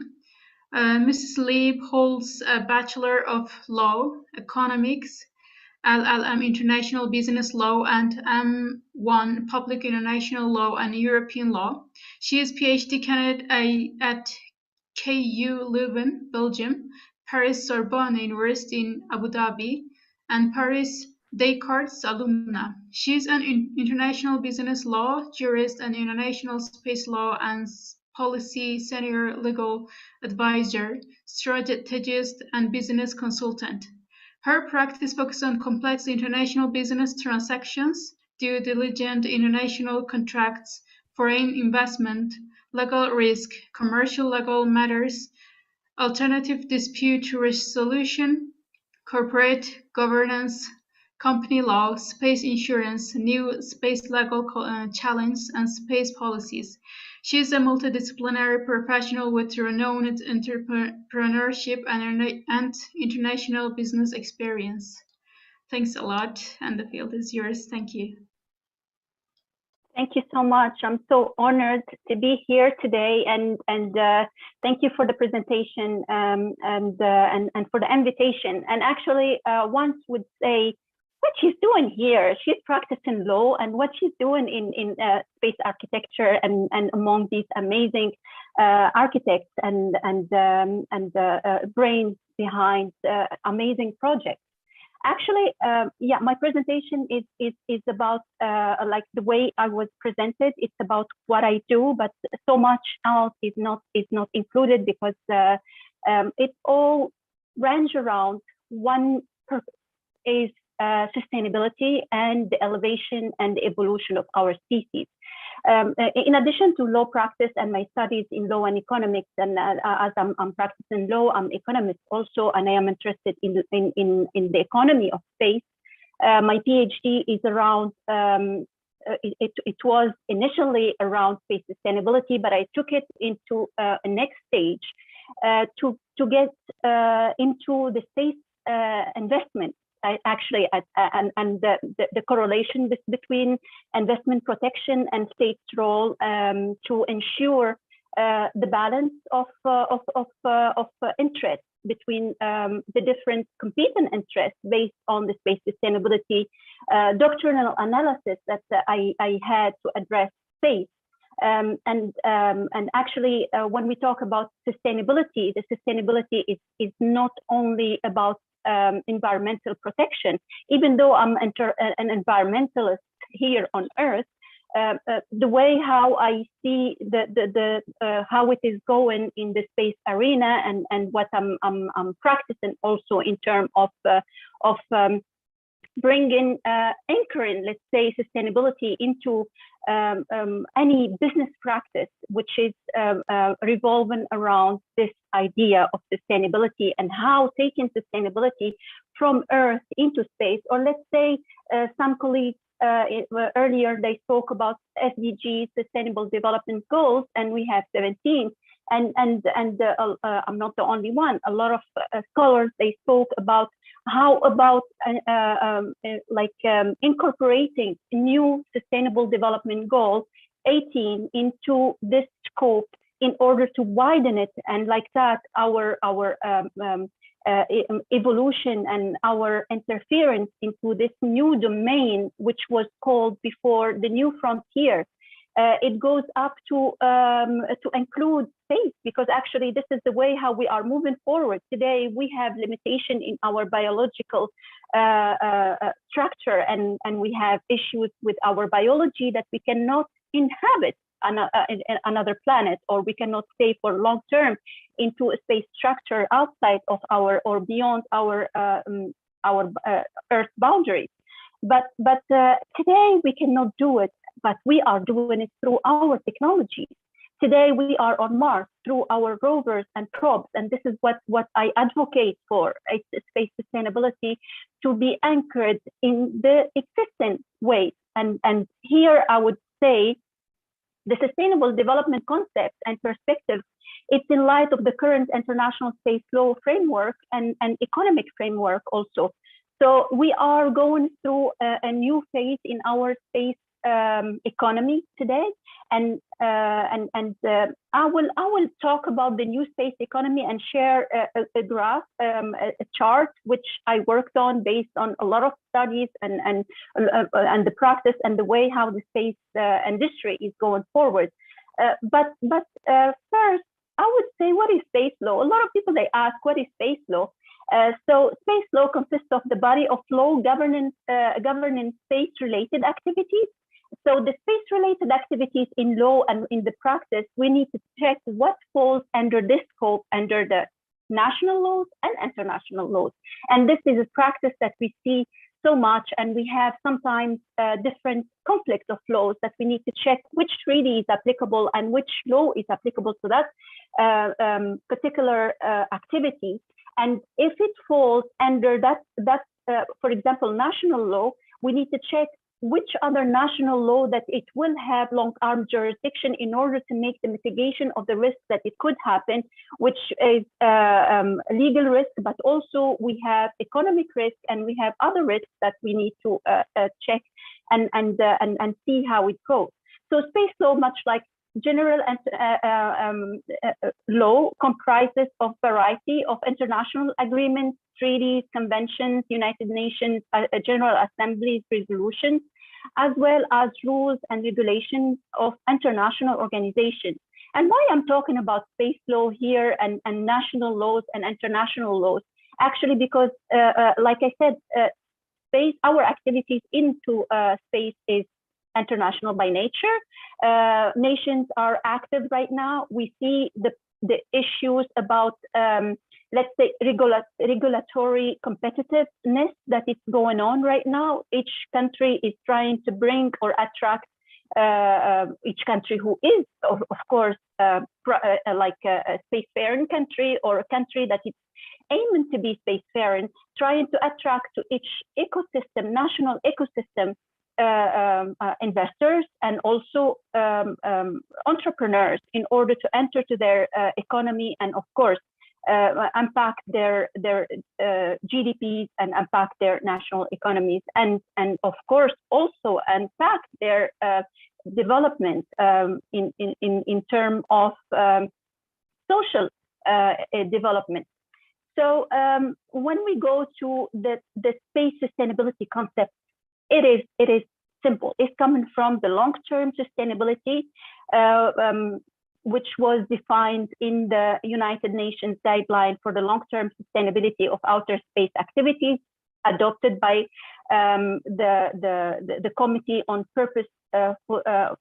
Peaceful Use of Outer Space, caucus, on 21st of June 2019. And it stated it is the ability to maintain the conduct of space activities and definitely into the future in a manner that realizes the objective of equitable access to benefits for the benefit of the exploration and use of outer space for peaceful purposes, in order to meet the needs of the present generations while preserving the outer space environment for future generation. And this is like a whole, you know, a PhD thesis. So many competing interests like right there. And the thing is like how to, it answer a question is how to ensure the continuity of peaceful space activities for peaceful purposes, because space needs to remain for peaceful purposes, while ensuring the socio-economic development. It's very important. It's the social development on Earth and the economic development on Earth, of course, but also how it can be, how to ensure the economic development in outer space, because the future, we need to have a sustainable economy in outer space. So to meet, why we need this is to meet the needs of the present generation without jeopardizing the outer space environment for future generations to the space exploration. Actually, when I talk like this, and I am with entrepreneurs, the like-minded, they like it so much and they agree about it, and they try to know more. And it's like, how can we be in this, you know, how can we, what can we bring to this philosophy? But others, they don't like it because actually I'm the bad guy. I'm an environmentalist person. You know, it reminds us of previous time and the hippies and everything, and people, they are walking around and trying to preserve the environment. But guess what? Today, we are doing everything in order to mitigate the risks that it's happening with the climate change, but the risks are the risks that were highlighted and addressed before, they are happening today. And I have some articles which are describing the way how satellite technologies are monitoring climate change and monitoring the risks and mitigating, helping to monitor the risks and mitigate the issues that's happening. But we are there today. Well, when I speak about this, also I will highlight something happening today, and actually it got me very let's say eager about how people can understand that it's very important and essential and critical for our future, or for today, space exploration and intervention into this risky environment.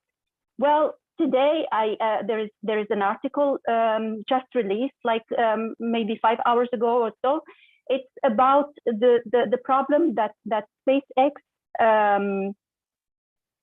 human crew team, they had to make a maneuver because they had a risk of an unidentified object.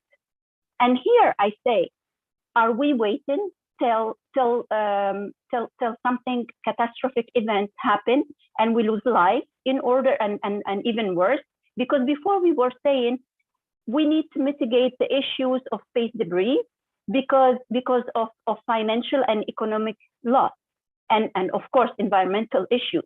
But today we are sending astronauts and future tourists into outer space. How are we gonna make it if we don't move and we don't make we don't address this issue, and not just enacting soft laws and making committees and talking about it and trying to highlight the risk. But the problem is, like, we need to take action. So space sustainability is critical, because actually it's not about environmental protection only. It's about the balancing the competing interests, and the competing interests are, as I mentioned within the question, it is the environmental protection, it is the economic development, it is the social development, and the other sphere is also the institutional sphere, which is how to make this balance of interests. And why I'm talking about this to entrepreneur and to space architecture fellows, because it is important in the situation that is happening here. We have a legal voice. We have an issue with international laws, that we have voids. We have issues of competing nations that they don't want to sit on the table like in the 70s and try to find a way how to agree about ways and norms of behavior into outer space. And also because states, or when I say states, it means countries, they are not, let's say, they are responsible legally, internationally, responsible and liable for the private actors' activities in outer space. So it's very, very important in my opinion that there's a legal void and there's issue, and you are active and you are making projects. And there's one thing, your role is critical, because when there is let's say a lockdown issue in international law, and issues to fill these gaps, because it's moving very slowly, and the role of private actor is critical, because they can fill the gap to make certain norms of behavior become customary, becomes a norm in order to move forward. So it's very important. So the space exploration economic benefits, of course, because like I said, there are different interests that they are competing. So when we speak about the economic benefits, and I see a lot of people, they are very upset about the constellations that is going on right now, and deployment of hundreds of satellites. And we have other nations other than the Americans, they are also willing to deploy constellations. The issue is how to make the balance. We need satellite technologies. These constellations will make an amazing addition to social development in areas and places and countries that they don't even have network, they don't even have internet, and it will reduce also the internet fees. Economically, it would be beneficial for people around the world, because it will give them a service with lesser to pay. So it's very important to see how to do that. In 2018, the Space Foundation claimed that, or announced that, based on their research, that the space economy is about 414.8 billion. And of course, I wrote also about the issue about the data of the space economy based on comparison and comparative analysis between the different data that is given by different reports, and they are not aligned, because there is an issue with double counting, an issue also with the difference in the way how countries, they are making their data, and based on their determinants that they chose to count when it comes to the space economy. And of course, there are some data it couldn't be added because of the impact of space technology on other sectors, that it is difficult, or space exploration, that it's difficult to be quantified. So I will not go through so much into the benefits of the space economy, because actually it's obvious, and I will be happy to do it another time. But the space sustainability concept that I proposed is one of its kind concept, because it's construed and orchestrated based on sustainable development principles, with the legal principles of governing the activities of states in the exploration and use of outer space. So the concept was put into the stream of international law in 1987 in the report of the World Commission on Environment and Development, or what we call it, the Brundtland Commission. So under this report, the Brundtland Commission stated that it's the development that meets the needs of the present without compromising the ability of future generations to meet their own needs. It also added that it's a process of change in which the exploitation of resources, and this is very, very important, because actually to make structures and to have sustainable economy in outer space, we need to address very well the process of change in which the exploitation of resources is happening. So it also added also the direction of investment, which is very, very important, because actually you want to make spacecraft structures and bring our species into outer space. The issue is like who's going to invest? How is going to happen? Well, what is the economic, the best economy that it needs to be implemented? The investors today, they have issues to invest because of the long-term return and also because of the risky environment.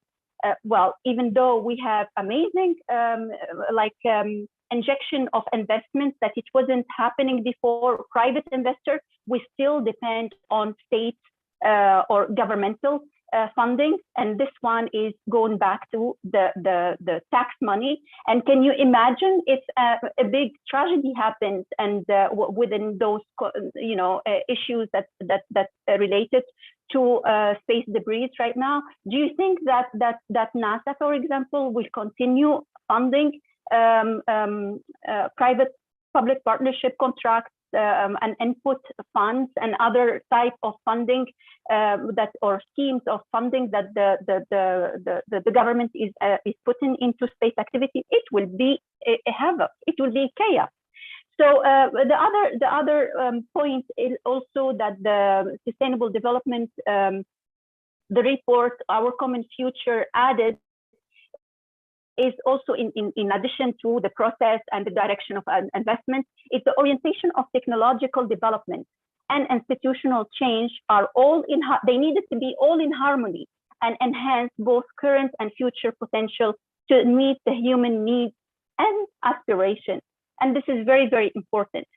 So also, the sustainable development is the process that is based on the interconnection between the economic, social, environmental dimension, aiming to improve men's living standards without jeopardizing the Mother Earth ecosystem and harming the environment. And I added to it also the other planets and the Earth orbits and so on. So actually, we're talking about what I called it's a sustainable cosmic idea, philosophy. So the philosophy of the sustainable development phenomenon is rooted in the interrelation between the three dimensions, as I mentioned. I think I have, I don't know how I have how much time left, but if we go to the principles of the Outer Space Treaty, which is the Magna Carta of space law, the first space treaty that it was, everyone knows the OST or the Outer Space Treaty. The main principles are freedom of exploration and scientific investigation, non-appropriation principle, and it has consequences of space ventures. And this issue created some problems because actually the non-appropriation it was directed to states or state parties and also to private actors. But after United States, they enacted their first they were the first to enact that it is to confer this property, the right of exploitation and appropriation to their private actors, but not to states. And it created some and keep on creating some issues. But after that, now academia agreed that it's fine because they found like I said, because of the void, they found a loophole in this, and they agreed upon. But when and the other one, the other principle in the Outer Space Treaty is the state duties in outer space governance under the Outer Space Treaty, and the state has a duty to regulate, has duty and right to regulate and to enact laws in order to govern its private actors' activities in outer space. because, like I said before, member states or contracting parties to the Outer Space Treaty, they are liable internationally and responsible internationally on for any private actors is falling under the scope of their jurisdiction. And here it's if I speak about the international law and the different things like related to, it will take long time. But what I wanted to end with to this as an application to this sustainable space for humanity, I made this. I'm pushing forward or advocating for on-orbit servicing. And actually, a colleague earlier spoke about robotics in space, and it's one of the important space activity that could make a critical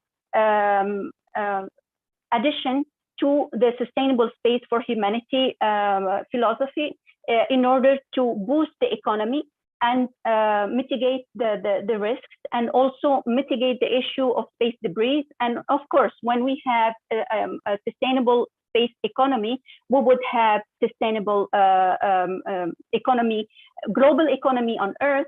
And there's an issue also I highlight is the issue of equity when there are some states are getting or private actors are getting super rich from exploitation of mineral, for example, in the future or whatever, how that will be the impact for equity on Earth and inequity on Earth, because actually the issue, we will have super rich people, and we still have very poor people. So how is going to be happening with this equality and equity issue? And here I don't know how long I still have to share just few charts to show on-orbit servicing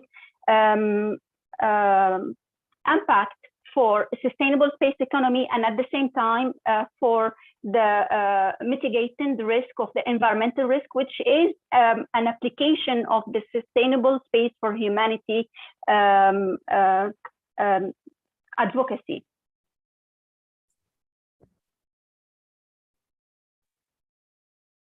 Dr. Samer, do I still have like 5 minutes? The time is out, but if you have to wrap things up in just a couple of minutes, you are welcome to do so. If you would like to show our audience something. Yes, actually, I would like to share. Am I sharing? Yes. Okay, fine. Yeah, here I have a very important quote for Konstantin Tsiolkovsky, the father of the rocket science, and actually it comes from the cosmism philosophy, which is about how it's an imperative. It's a spiritual and it's a moral imperative for humans to go into outer space and to get away from an issue of existential risk. So here I will go directly to the space economy. Here for today we have the main parameters here of space economy, and we're still not thriving in outer space. And in order to thrive in outer space, we need to pass beyond and go beyond what is, let's say, the parameters that exist in today, in order to have habitats, in order to have, let's say, a sustainable economy, a cislunar economy, lunar economy, and so on, and Martian economy. But in order to do so, it's very important to reason based on balancing the interests and going sustainably. And this chart I made based on a lot of readings from a perspective of new space economy and what we have today. So today the space economy is going to the third phase or third stage. The first stage was, let's say, in a way that is maintained in the hand of the government, of institutions, and depend of the institutional funding. And here we have, this one is non-exhaustive also, chart that it shows how, what are the main trends. So we have new trends going on today. We have innovative public funding, which we still rely upon. And we have classic financial schemes, which is the ones that they help how the satellite market or the satellite industry get into maturity today. And we have new investment schemes, and this is the very important one, and important for you also as an entrepreneur who wants to have a future settlements and future projects in outer space. So we have billionaire owned money, we have venture capital, seed and prize money, we have acquisition, we have SPAC, special purpose acquisition companies, and we have that debt financing, and we have new business models, and the business models is commercial value over at the forefront.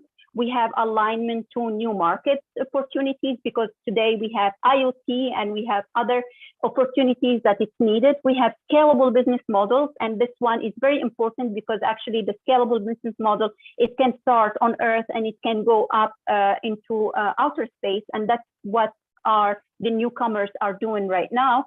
And we have the emphasis on vertical integration also. We have the market trends, we have new emerging markets, we have new products and services demands, we have additional capacity needed, new value chain, new market opportunities, and we have the technological symbiosis that without it, we will not move forward at all. So we have what are the main trends in this sphere? We have rapid prototyping instead of theoretical studies, because we were doing theoretical so much, but today we are going into prototyping and deployment and other like trends. And we have miniaturization, and we have the small little satellites that it's very, very important for satellite technology, but also big risk. And we have automation, we have off-the-shelf technologies, functional specifications, software platforms, in from other sectors, and process spinning, and so on. And we have new threats, and I spoke about the new threats other than the issues that is going today, which is very, very important to address, and it's concerning, which is the cyber threat. So I will go to one of the last charts here to show how robotics are very, very important, which is the on-orbit servicing, that if they are deployed, because today they're not that much used, they're still in the hands of few parties, and mainly of governmental entities and some other big giants. They are working on it and doing it. So it creates a sustainable economy within this low orbit and so forth, and it can help in scaling up, like I said. So it makes the debris removal, transportation, refueling of satellites, assembly of space structures, human exploitation assistance, and recycling. So it's very, very important. And the type of on-orbit servicing maturity curve today, it's not that much, let's say, brilliant. It's going and it's moving slowly, but also it's the risk in space. So we have here how it goes from R&D to demo to market introduction and growth to maturity, and we're not at maturity yet. And it helps in the assurance inspection, because actually we have almost like around 10% of in-orbit satellites that they are insured, which is a problem, because actually we need more. And it makes refuel, repair, upgrade, and modular SD. And we have the lunar getaway also. In order to have future architectures and main mission, we need to have a more mature on-orbit servicing. And here we have NASA is working on it and is having it right now. And we have Skylab, Hubble servicing, and so forth.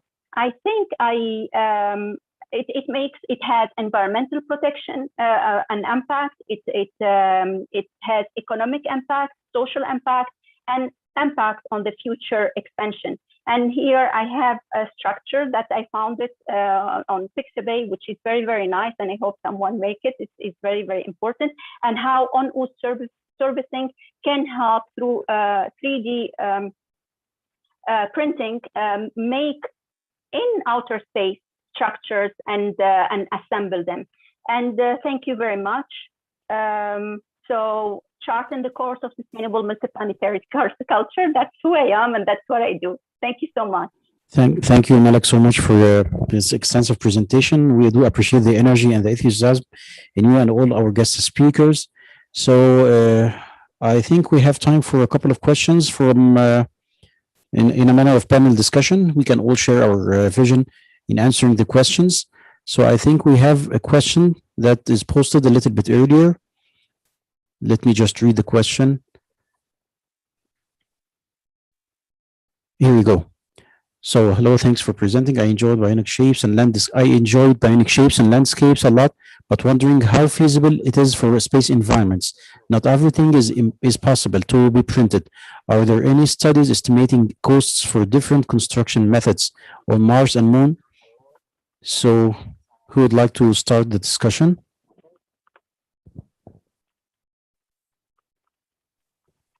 I started answering, this is Phnam. I started answering the questions in writing. Here you go. Multiple options. Obviously, 3D printing is big right now because it allows us to perhaps use materials that are on site and not having to send them from Earth, which costs quite a lot. Prefabricated parts, so there's always aluminum and all the metals that you can build with, but also certain types of plastics, which can be useful, especially for interiors, because 3D printing regolith is not going to be great to breathe in indoor environments. For insulation, you can use the different types of foams that expand on the surface. I'm talking to someone right now who is growing mycelium in a way that can be controlled. You can control the structure, and that can be very, very useful for structures as well. Cables can be used as well. I'm talking to another person who's doing hemp-based nanotubes, which happen to be much stronger and much cheaper than the typical nanotubes, carbon nanotubes you have access to today. And then, of course, inflatables and expandable structures, have been explored. These are quite interesting, especially when you have limited space in a payload shroud and want to expand these structures into something much more, much larger for human consumption. So thank you, Phnam. Vittorio, please, go ahead. I can build on top of that. This is like literally my PhD topic, like construction with SRU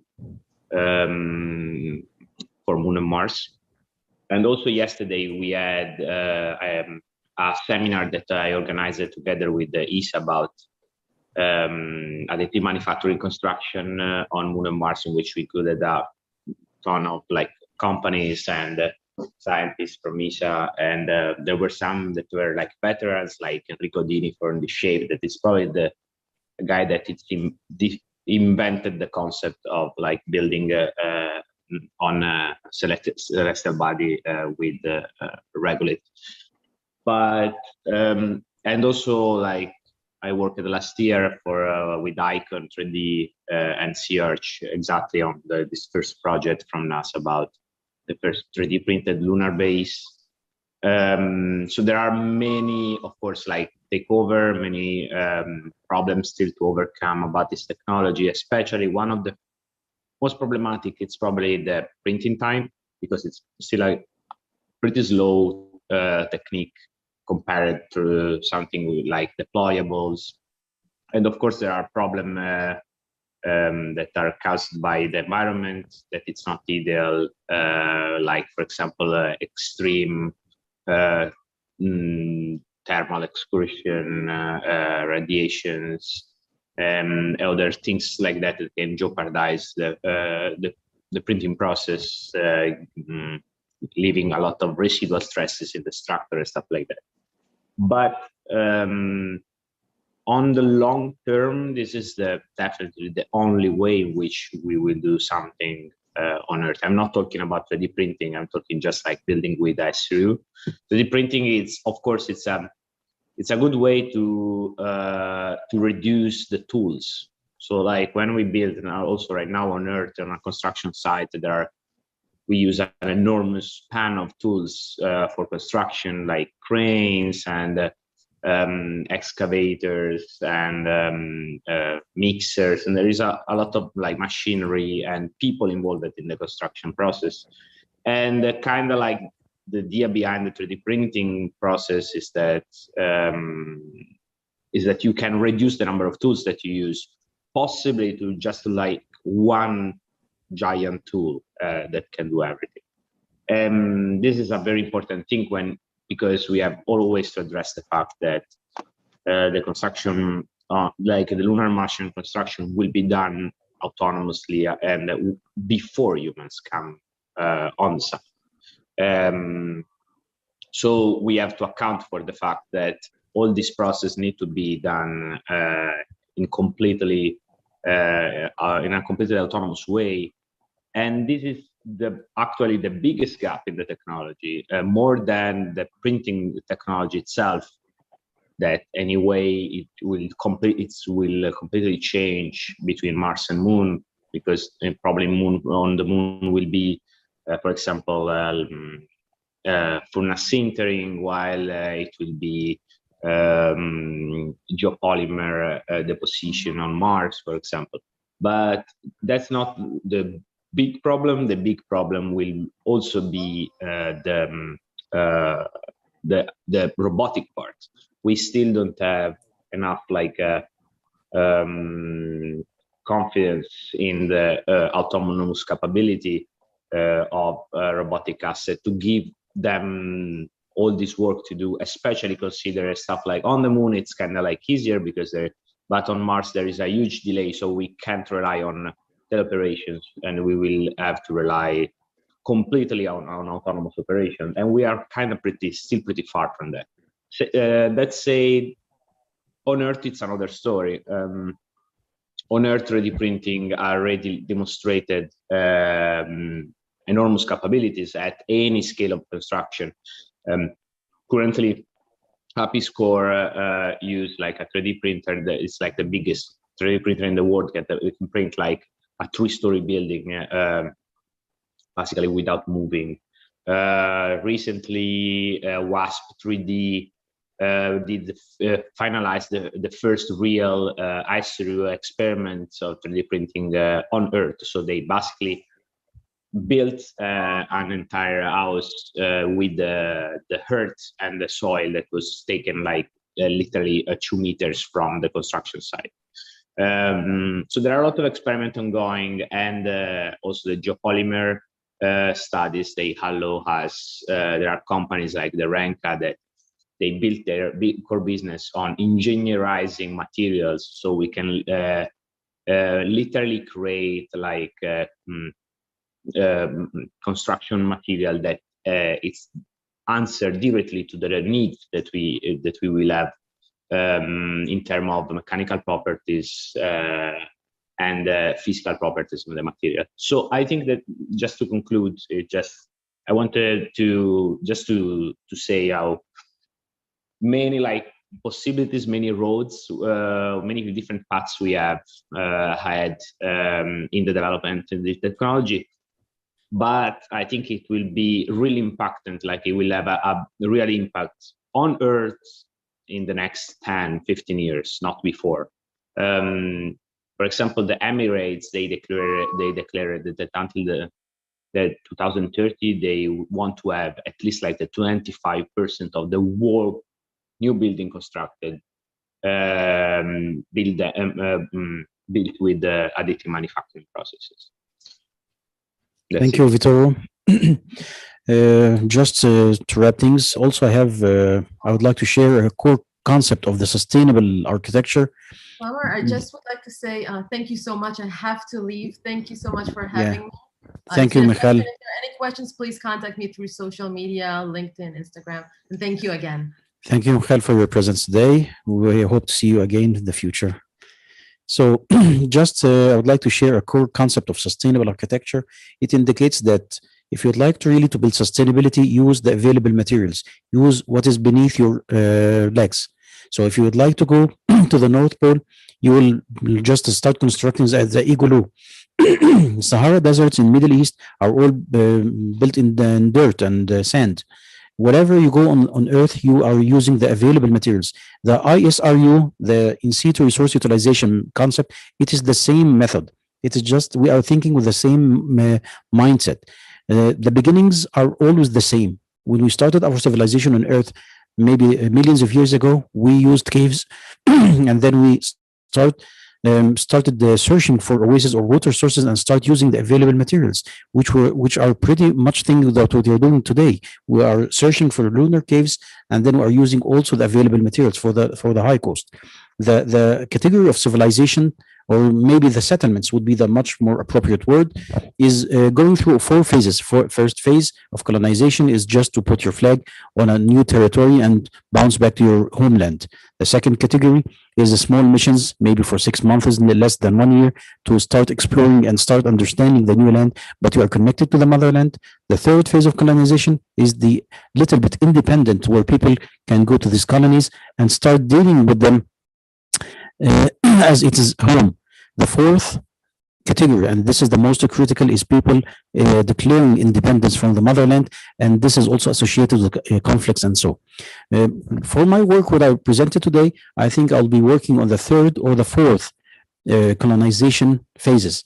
So that means we have there's no option to be connected to the motherland, to the earth, but the one thing that we connected or transferred from the other motherland will be the technology, the AI and the technology, and maybe some samples of the green life. And turning to the green life, we have one more last question. I know you are all exhausted, guys. This is the last question that we have. It says all plants will be grown in a closed area like greenhouses. What do you think about how the food that will be grown in greenhouses will be affecting the human health and its impact, and also as well as the eating habits? So I can start answering that Yeah, question, and go ahead. people can add on to it. So the type of food that we can grow in using hydroponics, aeroponics, or like closed environment is fairly limited at this point. You know, there's only certain types of food like lettuce, capsicum, tomatoes, things like that. And you Lettuce, can't really maybe. build it. Yeah, you can't really build an entire diet off of this. Right now on the ISS, they send a lot of freeze-dried food that they have to replenish all the time. Same thing for water. So at this point in time, we actually don't have a solution that allows us to go to Mars and come back in 3 years' time without sending all of the food that we need. And even freeze-dried food has a shelf life, right? Yeah. So having the option to grow food is great, but it also has to have nutritional value. There are other options that people are looking into, like mycelium-based food, 3D printed foods, algae-based nutrition, which is great in vitamins and all that. And also we have to think about adding supplements of many kinds to help with slowing down the longevity problem in space. So in space, you microgravity, radiation, all of these extreme environments conditions are actually aging your body much faster. For example, your arteries like harden over time as you age, and they harden much faster when you're up on the ISS. For example, it's going to be probably worse when you go to Mars. So everything that we do in terms of food has to satisfy nutrition, has to cover, you know, slowing down of the aging process. We have to integrate variety and pleasure, right? Because you can't really force people to go out there and eat stuff they don't like.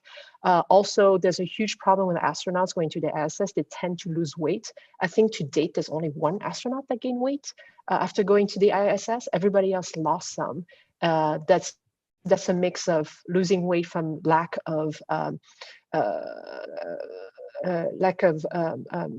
they're not interested in eating the food. It's just not important to them, but also bone and muscle mass is happening a lot in microgravity. So I'm going to stop here and somebody else can add. Thank you, Phnam. Well, dealing with the space technology and space architecture, people must realize that we do not have all of the answers right now. It reminds me of the first competition that I wanted to share in 2009. The brief was prepared by Mark Cohen, one of the chief NASA architects. It was very interesting to indicate that this project will be start in the construction process in 2067. That was in the year 2009. So it was a very time span. What I want to say, I would like to remind our audience with the same introductory statement that I started our talk today. We might not have all the technology right now, but it will be available in the near future. We are developing technologies for the space exploration and the space missions. So even if we do not have all of the answers right now, it will be available in the near future. Thank you, Phnam. Thank you, guys. We have one more question, and it will be the last one, I promise.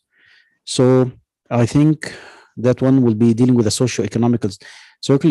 The ask says, to achieve a social economic circular economy approach, Star Trek economics, with the help of unexpected advances in quantum technology, what would you want those advances to be? I think Malek would be the most appropriate guest to elaborate on this point. Yes. Yeah, I said I will give the floor to my colleagues because I took so much time in my on my presentation. But yes, and it's coming from Dave De Silva. Actually, he is. I know him. He is working on quantum computing and dark star technology. It's actually in terms of economic circular, circular economy based on Star Trek economics. I haven't worked on it.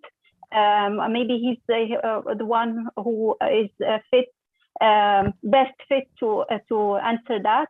But of course, yeah, one of the things that I follow also is the new breakthrough technologies, and that's why I'm interested in quantum technology and learning that. So and learn quantum computing. The thing is, like quantum computer and quantum-based technologies, they will be take us in total different worlds. And this is what I say to everyone when they are making their long-term plans in business and related to space structures and things like that, is like, please look at the way how quantum technologies will move forward. Quantum communications, quantum computing, exactly, even though a lot they say that it's not going to be deployed until commercially until some time from now. I keep on saying, well, you never know, never say never, and technology is moving and scaling up very, very quickly. So I cannot talk about the Star Trek economics because I haven't worked on it. It's okay. So thank you all for gathering this today. Let me just take a moment to thank the Digital Futures and the Hidden Nights team that organized everything in a professional way, and they are the main reasons of this successful gathering today. You guys has proven that different people from different nations, different cultures and languages can be gathered today, sharing their experiences and visions. Some of the brightest minds today. I was honored really to be among you. We're gathered to share your contributions for the mankind prosperity, both outside and on Earth. So our diversity has proven is our real wealth when we share the same purpose. Our gathering today was this proof that we can connect and cooperate under one umbrella, which is the future of humanity. Thank you, guys. Thank you, Digital Futures. Looking forward to meet you, and I am sure that I will be seeing you all together again in a nice gathering as this one. So thank you. Thank you, Digital Future. Thank you. Thank you. Thank you, everyone. Thank you, everyone. Thank you. So I think we will be leaving the gathering now.